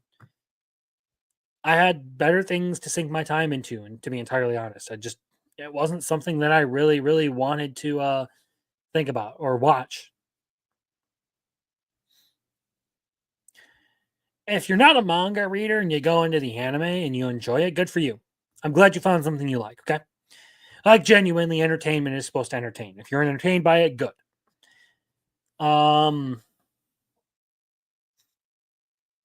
It's just, I wasn't going to sit and make myself suffer through it because I didn't enjoy it. So, why is the stream called The Long Arm of the Law? Well, it's because Texas is passing a new law. So, well, we'll get into this a little bit because there are some things down in the comments we'll talk about. So, the law that Texas is trying to pass right now could potentially ban most anime and manga, aka series like My Dress Up Darling, according to how the law is written. People seem to be thinking that it's just about AI, but it clearly goes way beyond that. We'll talk about the actual verbiage of this law here. Even if the character looks like Marin Kitagawa, for example, the anime or manga can and will be banned. Here's an image of the law I'm talking about. So here's the actual printout of it that we will read through here. So, bill to be entitled an act relating to the creation of the criminal offense of possession or promotion of obscene visual materials appearing to depict a child. Now, on its surface, yes, that language in and of itself, you would read that and be like, okay, that seems logical. We don't want CP getting passed around. Makes sense. I think everyone around in their right mind would be like, okay, that's cool. But as we get into this, some of the language they use to start some of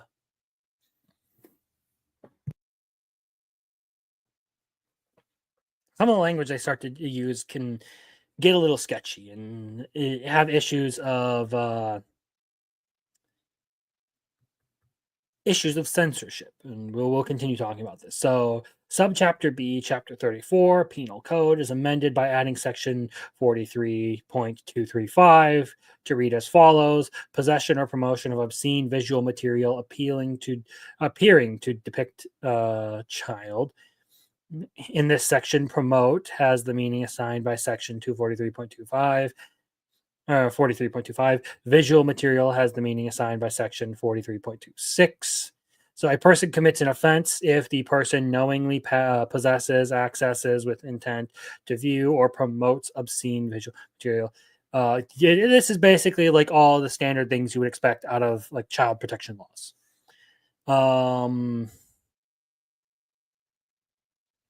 But this is the part that starts to get a little sketchy. So, regardless of whether the depiction is an image of an actual child, a cartoon or animation, or an image created using an artificial intelligence application or other computer software.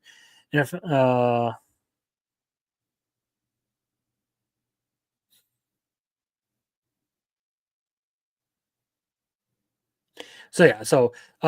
of a child younger than 18 years of age engaging in activity described by Section 23.21. So, really, their criterion here is anything. Basically, you can be found.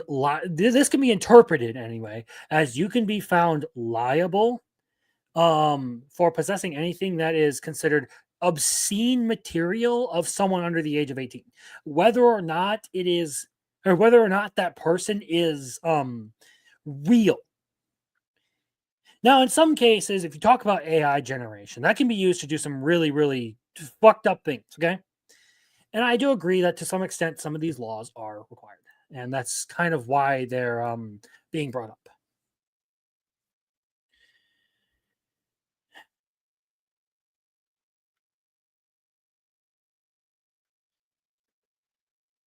The dodgy thing we're dealing with is, again, how far do you take this? Does My Dress Up Darling count? Because it's a good story with a wholesome message, and there's really genuinely nothing wrong with the series My Dress Up Darling. But would that be considered obscene? Because Marion Kitagawa is 15.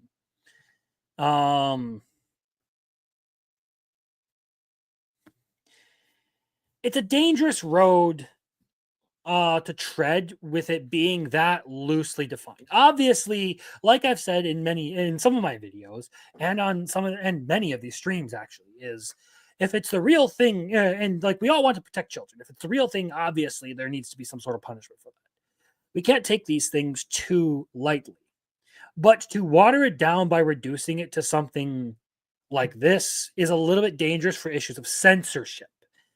Like I said, where do you draw the line? What counts as obscene? What count? Oh, why?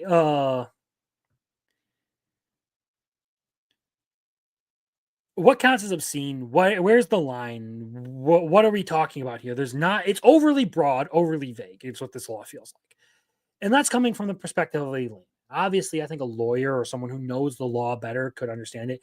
And there actually are some breakdowns in the comments. So someone actually posted a Supreme Court ruling that is here. So Section 2256 is amended by inserting at the end of the following paragraphs graphic when used with respect to depiction of sexually explicit conduct means that a viewer can observe any part of the genitals or pubic area of any depicted person or animal during any part of the time that the sexually explicit conduct is being depicted, and the term indistinguishable used with respect to a depiction means virtually indistinguishable, in that the depiction is such that an ordinary person viewing the description would conclude that the depiction is of an actual minor engaged in sexually explicit conduct.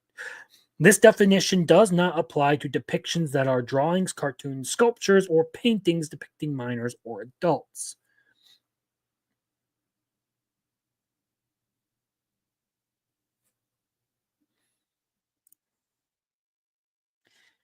So there's the Supreme Court ruling on it. And this is probably going to turn into a bit of a drawn-out legal battle.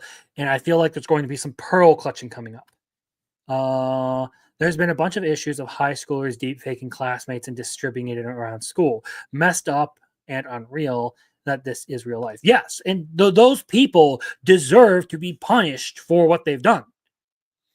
That's a fucked up thing.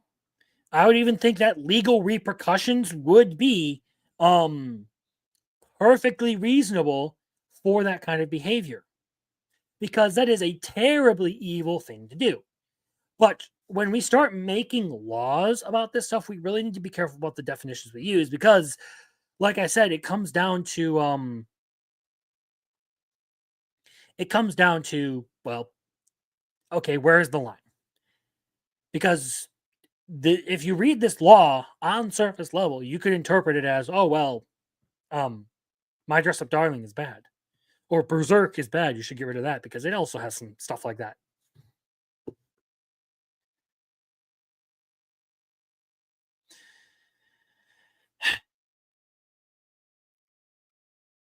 I don't think this law will last very long, given the Supreme Court ruling already. And I do think there is a very big moral difference between some of the stuff that I don't agree with being depicted in fiction. Okay, I'll say that outright. Like, I'm not a huge fan of the how to word this right. I'm not a huge fan of very explicit lolly stuff. Okay, things that actually like go way out of their way just to lewd the lolly characters because they can, especially when they're generally depicted and written as children, like Kana Kamui or stuff like that. That stuff grosses me out. And I do see why people would be rightfully concerned about that.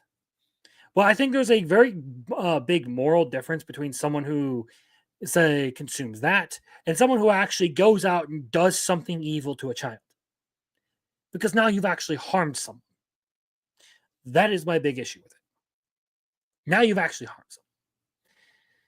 And that in and of itself is punishable, and that's why those types generally get beaten and shanked in prison, because, well, that's just about the most evil thing you can fucking do. I don't like this law, though, because, as I've said,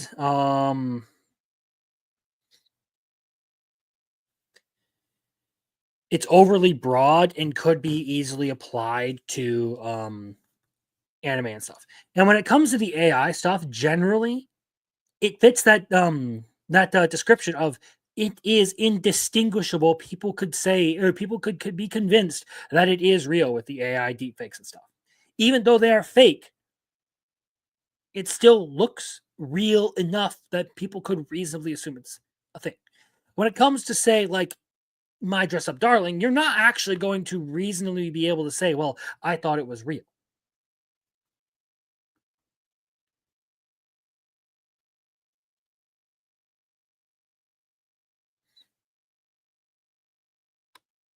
Yes, this is effectively I actually think it does have a bit of a point to the story, because the whole point of the story when it comes to My Dress Up Darling is that Gojo struggles with like being open about the things he loves. And Maureen having such a absurd hobby as the cosplay she does is a good display of someone that isn't ashamed of the things they love, even though most people would be ashamed of talking about that. I think it's not just a creative choice. I think there is some level to that. And if we're talking about just like panty shots and stuff, yeah, okay, it's not necessary for the fan service or anything, or it's not necessary for the story or anything, but I mean, it fits the theme of it fits the manga a little bit. You could take it out and the story would be largely the same, but fair enough. And just to be clear, like, I don't know if I've said this, but like, actual predators should be punished. Actual predators should be, dealt with, because I don't know. I don't know if I've said this, but it's one of the most evil things you can do. I'm just very skeptical once you start getting into the regulation of art and treating art and fictional characters like they are real people. That is the trouble I have. Because I've seen what it's done to the anime community so far, with people behaving Exactly. I've seen what it's done to the anime community with people behaving like fictional characters are like a huge issue. Meanwhile, there are actual predators who are using that as cover to do their awful fucking shit. There was a whole issue of I believe it was Earth Updates who went out and went on like a whole spurg um and then was found out to have actually been involved in some not so good things involving minors through a Discord that he completely denied and then nuked the Discord and pretended like it wasn't a thing. But yeah,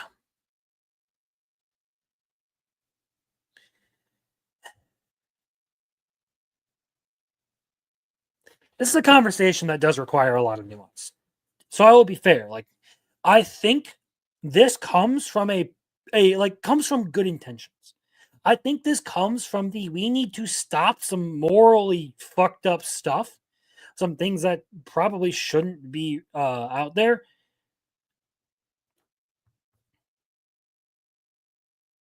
But it doesn't really think of it doesn't really think very much about the implications of what it's saying.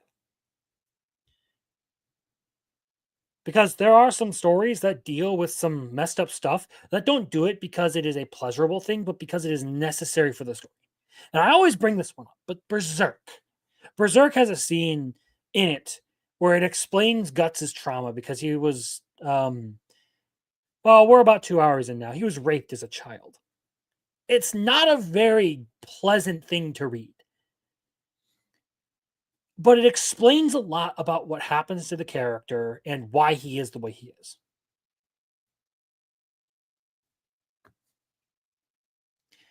Does that then become a crime to say that that's a fucked up thing to do? To have that part of the story, to get a visceral reaction out of your viewer, to hate a character, and to make your reader understand just how awful of the conditions that the kid grew up in. There are a whole lot of things you can get into the nitty gritty on this. But I think the bottom line is the road to hell is paved with good intentions. I think the people trying to pass this bill have good intentions. I just don't think they understand fully the implications of what they're doing. It's as simple as that.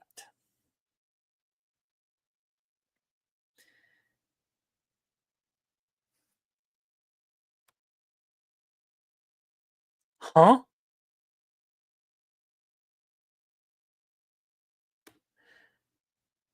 Are you like are you like behind or something, bro?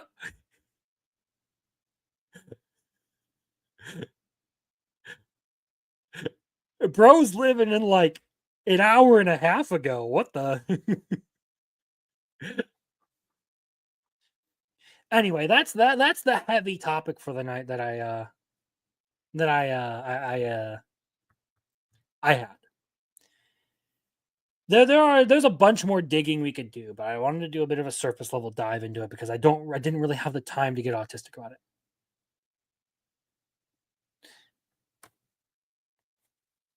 Does make sense in the Berserk case that telling instead of showing gets around it.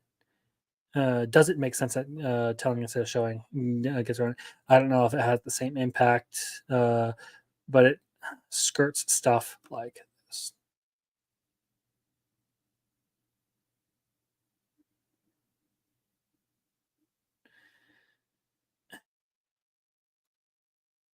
It's a yeah, sure, but I think it gets a bit like I said. You have it's a more visceral reaction because it doesn't actually it basically shows everything leading up into it and like Guts trying to escape. But still you can infer a lot from it. It doesn't actually show any of the things that happen, but it does get really close to some of that stuff. I think it actually is a necessary move because one of the things that makes Berserk so spectacularly good is it doesn't pull its punches when it comes to the darkness that it deals with. It doesn't pull its punches when it comes to the Griffith's evil. It doesn't pull its punches when it comes to the shitty conditions that Guts grew up in.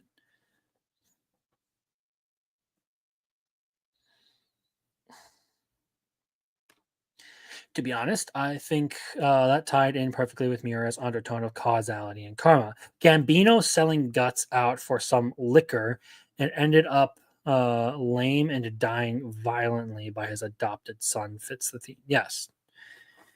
Yes. And like I said, as far as the series goes, it does a lot to elicit visceral reactions from you because it actually shows you the evil that the main characters are facing. It doesn't imply it. It doesn't tell it. There's no distance for the reader. You are there in it as much as every other character is. And that's why you are personally invested in seeing those evil figures get cut down.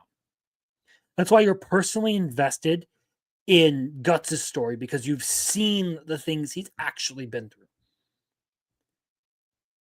And it's fucked up.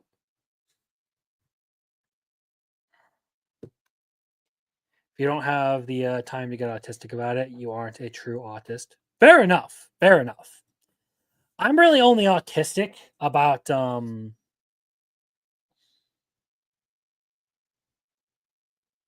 I'm only really autistic about anime.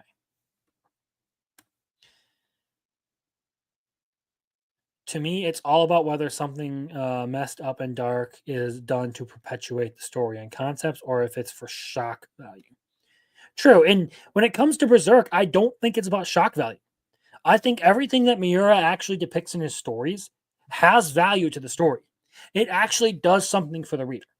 It isn't just there to be gore, violence, and darkness. It brings something to the experience.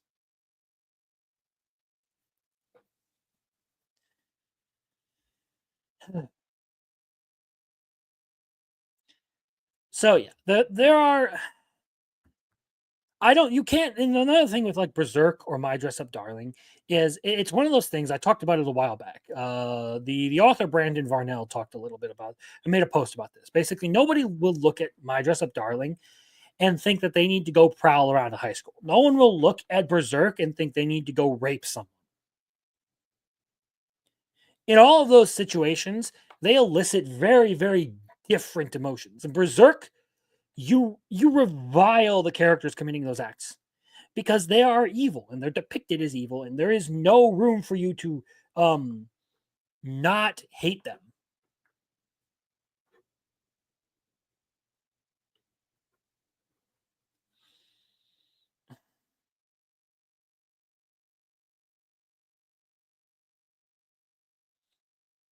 In My Dress Up Darling, it basically elicits a sense of nostalgia. That's why a lot of people read stuff like that. It takes them back to their high school days and all that stuff. Sorry.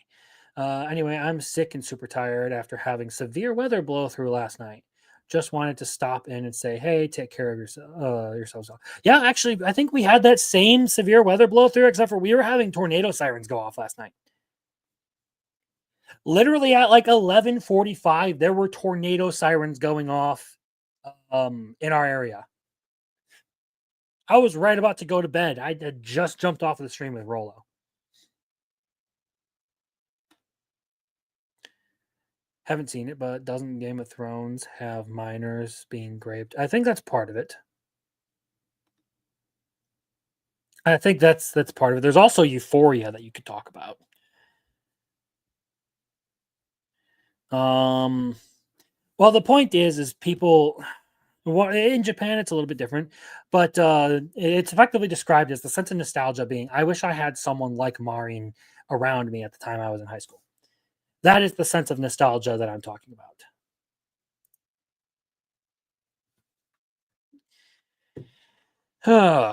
All right. I'm feeling good, but I got a bunch of other stuff to cover. I am going to step away and grab a drink really quick and enjoy. Pardon me. And so I can enjoy the rest of this. But in the meantime, I hope you'll enjoy this clip I made.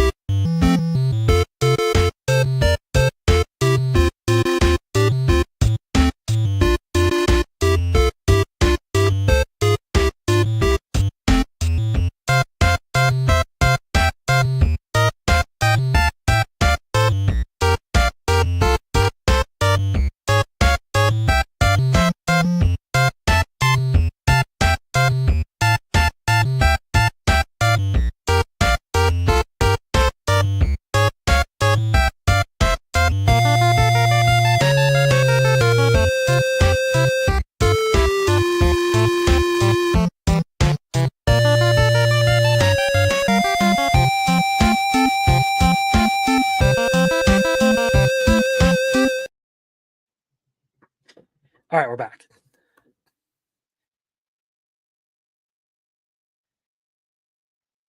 Check the meme you sent to the dojo related to that. Hold up a second. I'll check the dojo here. Or Daimyo's gaslights.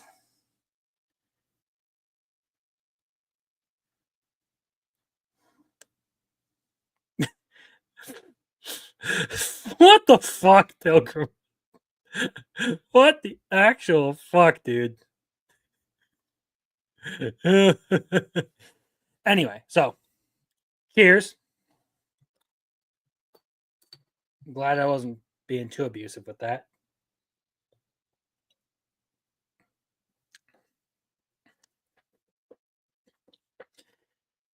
All right, let's continue on with news and stuff because there are a bunch of like random things that have come up. So I've talked a bit about a manga that I've been reading, one called Witch Hat Atelier, one that officially has a trailer out now for an anime. I do want to cover this because I'm very excited about this. This looks great.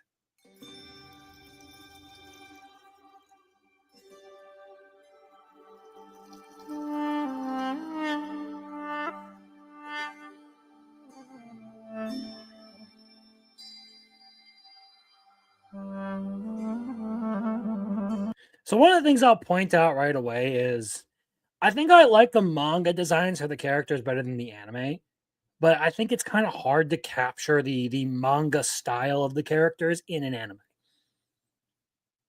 I don't think Coco's design here looks as good as it does in the manga.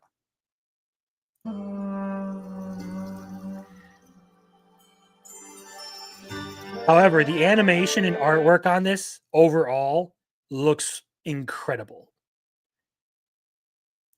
I'll actually make this full screen so people can see it better.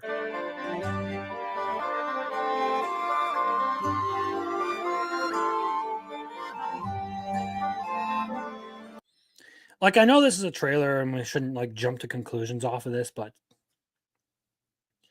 it just looks good. It really, really reminds me of like the early look at Freerin.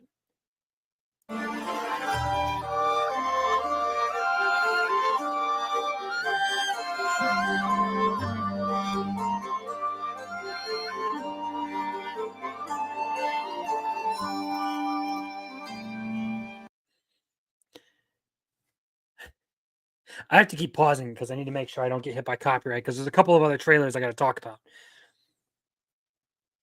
So for those of you who aren't familiar, just so I can interrupt this and have some transformative elements to my content here, Witch Hat Atelier is effectively the story of, first of all, think like the early parts of Harry Potter, like the whimsical, childish adventure elements of the magic. That's what a lot of this is. It does really capture a lot of the same vibes as early Harry Potter. And, well, it's pretty good. Also, Master Keyfrey is an amazing teacher. I love him as a character. Like, he's fantastic.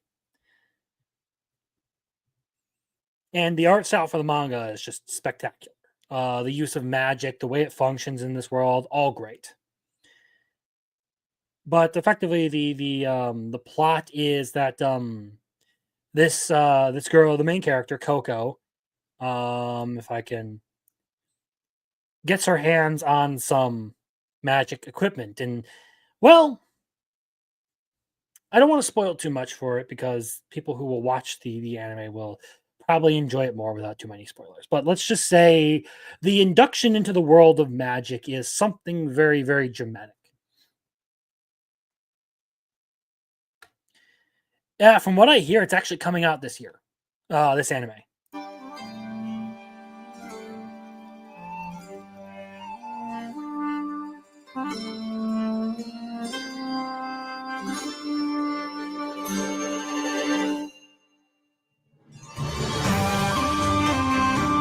Like, look at that animation.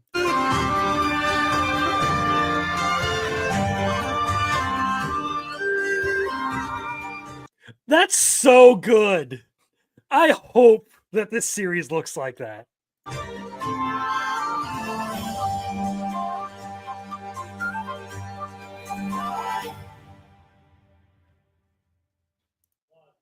Ah, yes.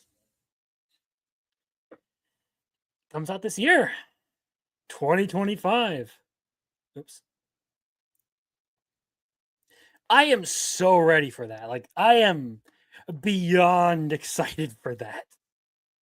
Because I have really liked the manga so far. I've read about 4 volumes. And I think I am about to buy like every other volume I can get my hands on because I love the series.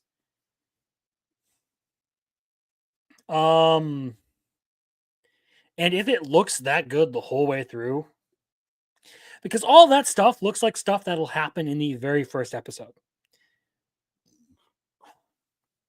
They showed us basically like the beginning of the story.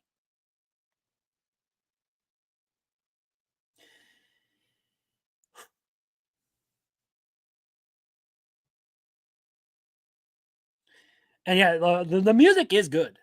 I do like the music. But story wise, like it's a good series. I like the characters. Like again, you saw him in the trailer there, the guy who was flying around. That is Keyfrey, and he's awesome. I like genuinely a really, really good mentor figure character. But there's another one that's coming out here. Oops. That'll be coming out this year. Another one that I've been into that I have mentioned, but not as much. And the name of that series. Oops. Close that out. Is Gachi Akuta, which has a trailer now. It comes out this July. And this is officially our first look at Gachi Akuta.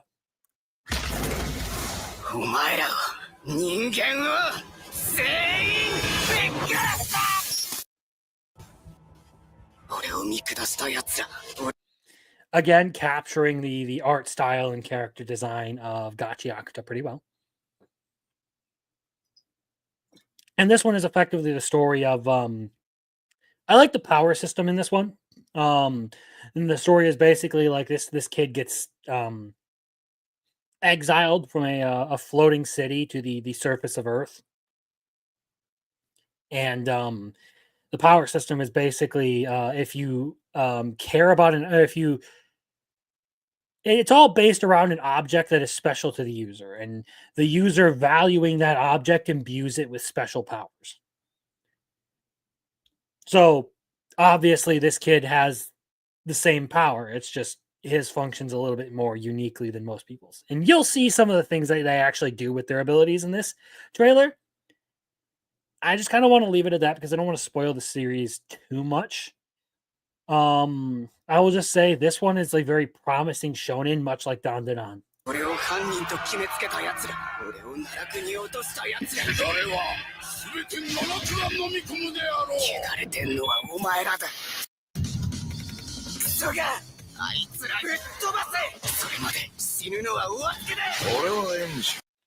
So yeah, see, there is one power being activated with this guy in particular.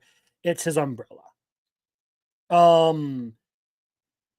Characters design so far seem pretty good. We'll see about the music so far in this one. I like the music for Witch Atelier better. And as far as animation goes, it looks like they aren't doing too much with like CGI or anything yet. So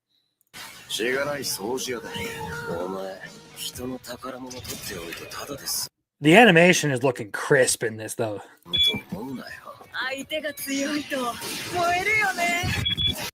Like that. That's cool.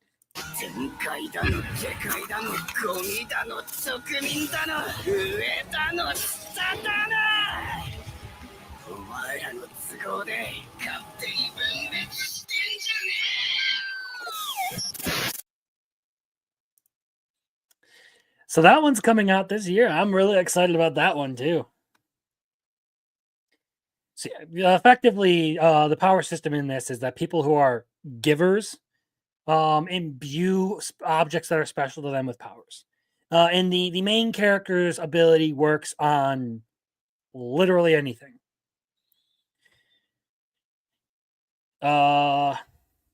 And he basically gets framed for a crime and exiled from the floating city that is like the only refuge for people from the ridiculous amounts of trash and stuff that lies on the surface of the earth.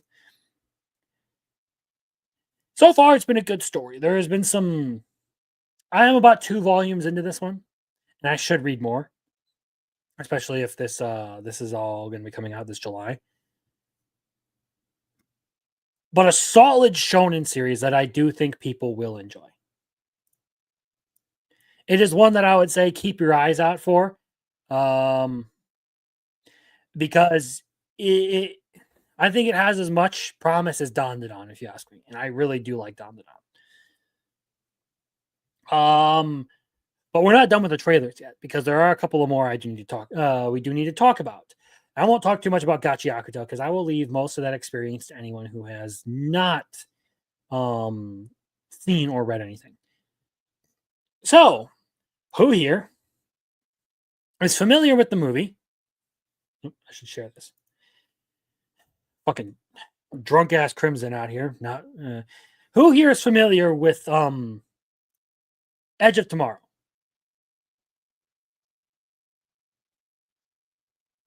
Well, to those of you who aren't familiar, Edge of Tomorrow is inspired by a Japanese manga / light novel series called All You Need Is Kill.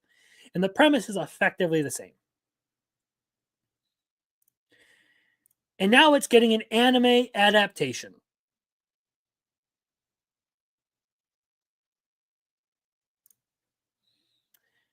Which has a trailer.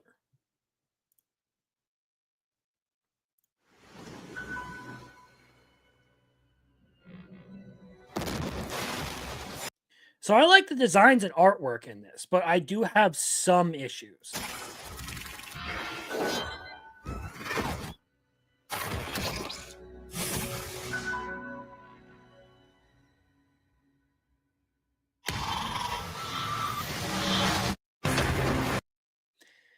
Namely, my big issue is the design on the power armor. That's supposed to be power armor, by the way.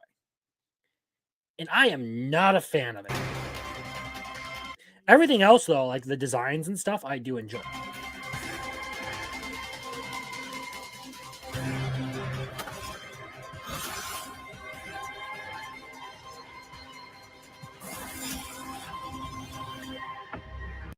It looks like this is going to be a pretty cool series, aside from my issues with the design.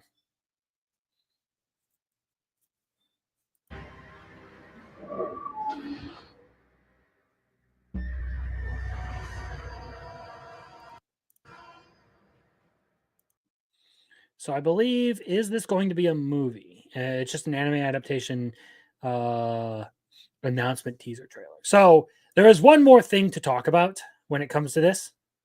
So just to bring back the design thing. So here's the actual design from the series. This is what it's supposed to look like. Here's what Edge of Tomorrow did. Not the same, but still in the same spirit as the manga / light novel.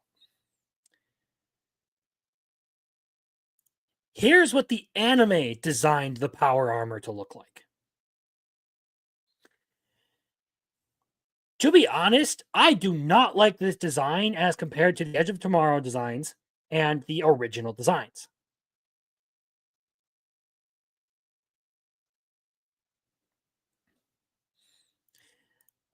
I can get why you would do this from like a work standpoint like this. Yeah, it does look like a pain in the ass to draw. But this, it just doesn't look good compared to what it should look like, if you ask me.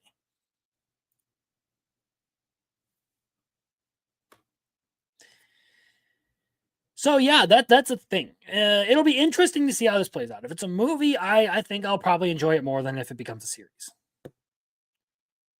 I'm going to give it a shot because I'm at least intrigued. One that I probably won't give a shot whatsoever is this. We're going to talk about this very briefly here.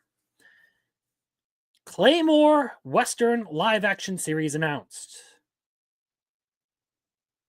Based on the dark fantasy manga by Yagi Norihiro. Claymore is a great manga, a great series, by the way.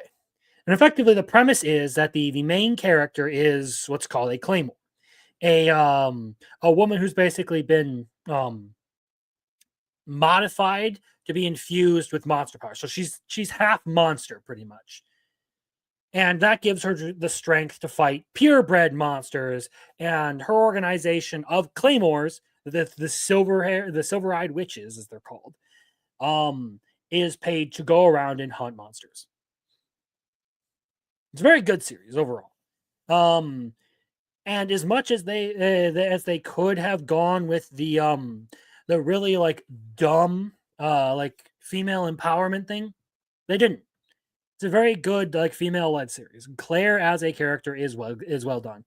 And I do recommend giving the series a read if you get a chance. But yes, this is exactly my point. The series is good, but I do not trust a Western adaptation of it, especially with the way Western entertainment treats properties. Even if it isn't injected with our politics, I still doubt they're going to do a good job because I'm 90% sure it'll get bastardized either way. Sorry, not 90%, 98% sure it'll get bastardized no matter what happens.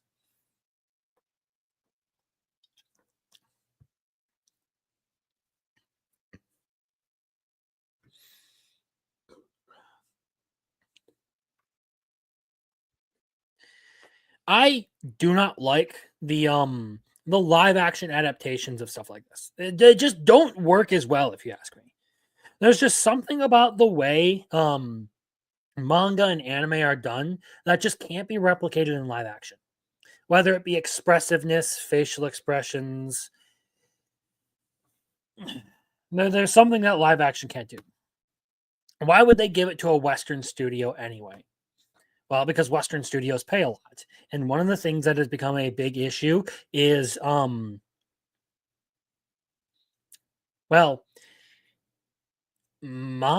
being a mangaka isn't exactly the most lucrative thing. If you get a big series, you're often more incentivized to just monetize it as much as possible. In this case, not got movies. There's also the issue of publishers control part of the IP, and this is probably a decision made by the publisher rather than the author, if I had to guess. So we'll see how that plays out.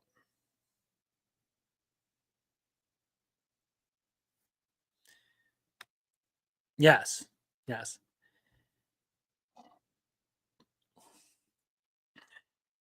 But Western entertainment has become a very, very lucrative place for manga and anime. So it doesn't surprise me that they're starting to like outsource to Hollywood and stuff like that.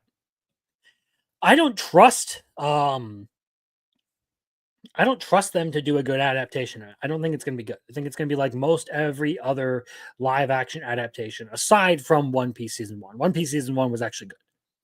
As much as they did cut and change, I do think it was a good show. And hello, Rolando. Yes, it has me scared too. What doesn't have me scared is the 4K restoration coming to theaters of Princess Mononoke. I kind of wish Roland was here because we could have talked about this quite a bit. This is a really, really good movie. And for those of you who haven't seen it, I do think it is genuinely worth a shot.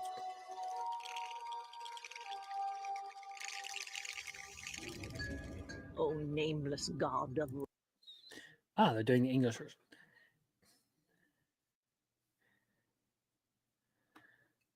Exactly. And plus, I don't trust, even like if they don't inject their politics into it, I don't trust Western entertainment industry people to properly adapt something and do a good job with it. The reason One Piece Season 1 was good is because it still remained true to the spirit of One Piece. It still remains true to what made the story really special. Everything else that has come out of like live action adaptations has been pretty shit because, well, they just don't have either the time or the know-how to properly adapt it. Rage and hate. I bow before you.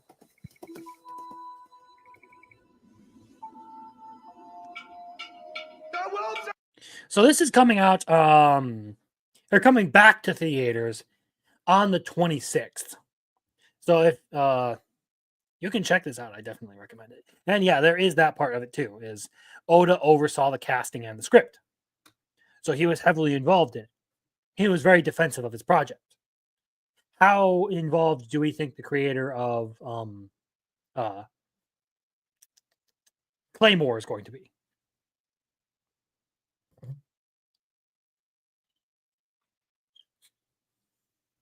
They're coming!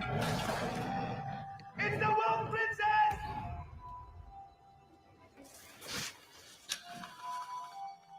And fire! Every day that we cut trees and dig for iron, the forest and its creatures grow weaker. Trying to think. Off the top of my head, yeah, Howl's Moving Castle would probably be my favorite Miyazaki movie, but this is a close second. It's pretty good. The humans are gathering for the final battle. Ashitaka, can you save the girl you love?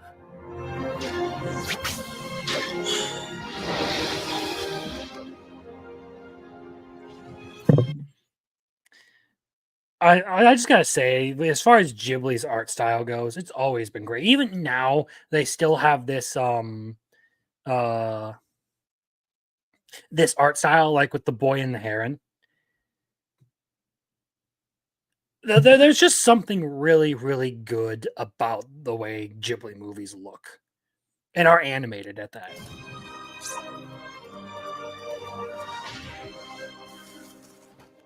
What do you plan to do, Ashitaka? What exactly are you here for?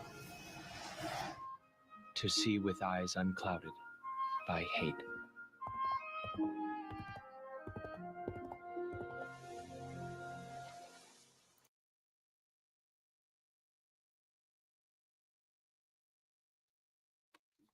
That's one I have yet to watch, Totoro. I haven't watched all the Ghibli movies, but I have seen Grave of the Fireflies, The Boy and the Heron, Princess Mononoke, Howl's Moving Castle, Nausicaa. That's another one I do want to watch is Castle in the Sky. But when it comes to movies like these, I generally tend to want to buy the actual Blu-rays for them and watch them at home rather than like rent them or anything. I don't know. It's just a personal thing.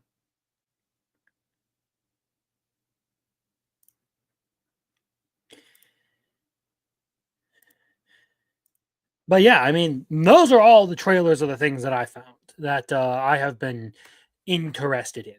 The other thing I think I'll save until the end of the season because it's about some upcoming anime. So I won't talk about it. Either way, I think that's about everything that I'm going to cover for the night. So, we're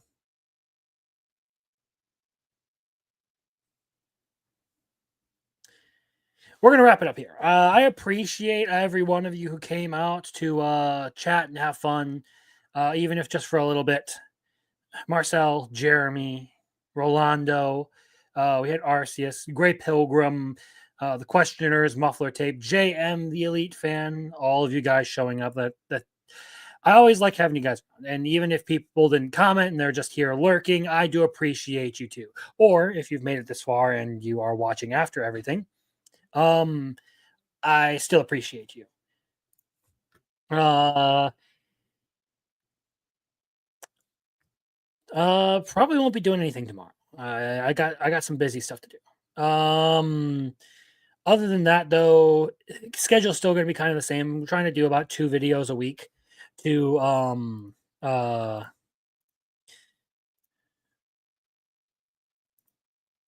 about 2 videos a week for the channel.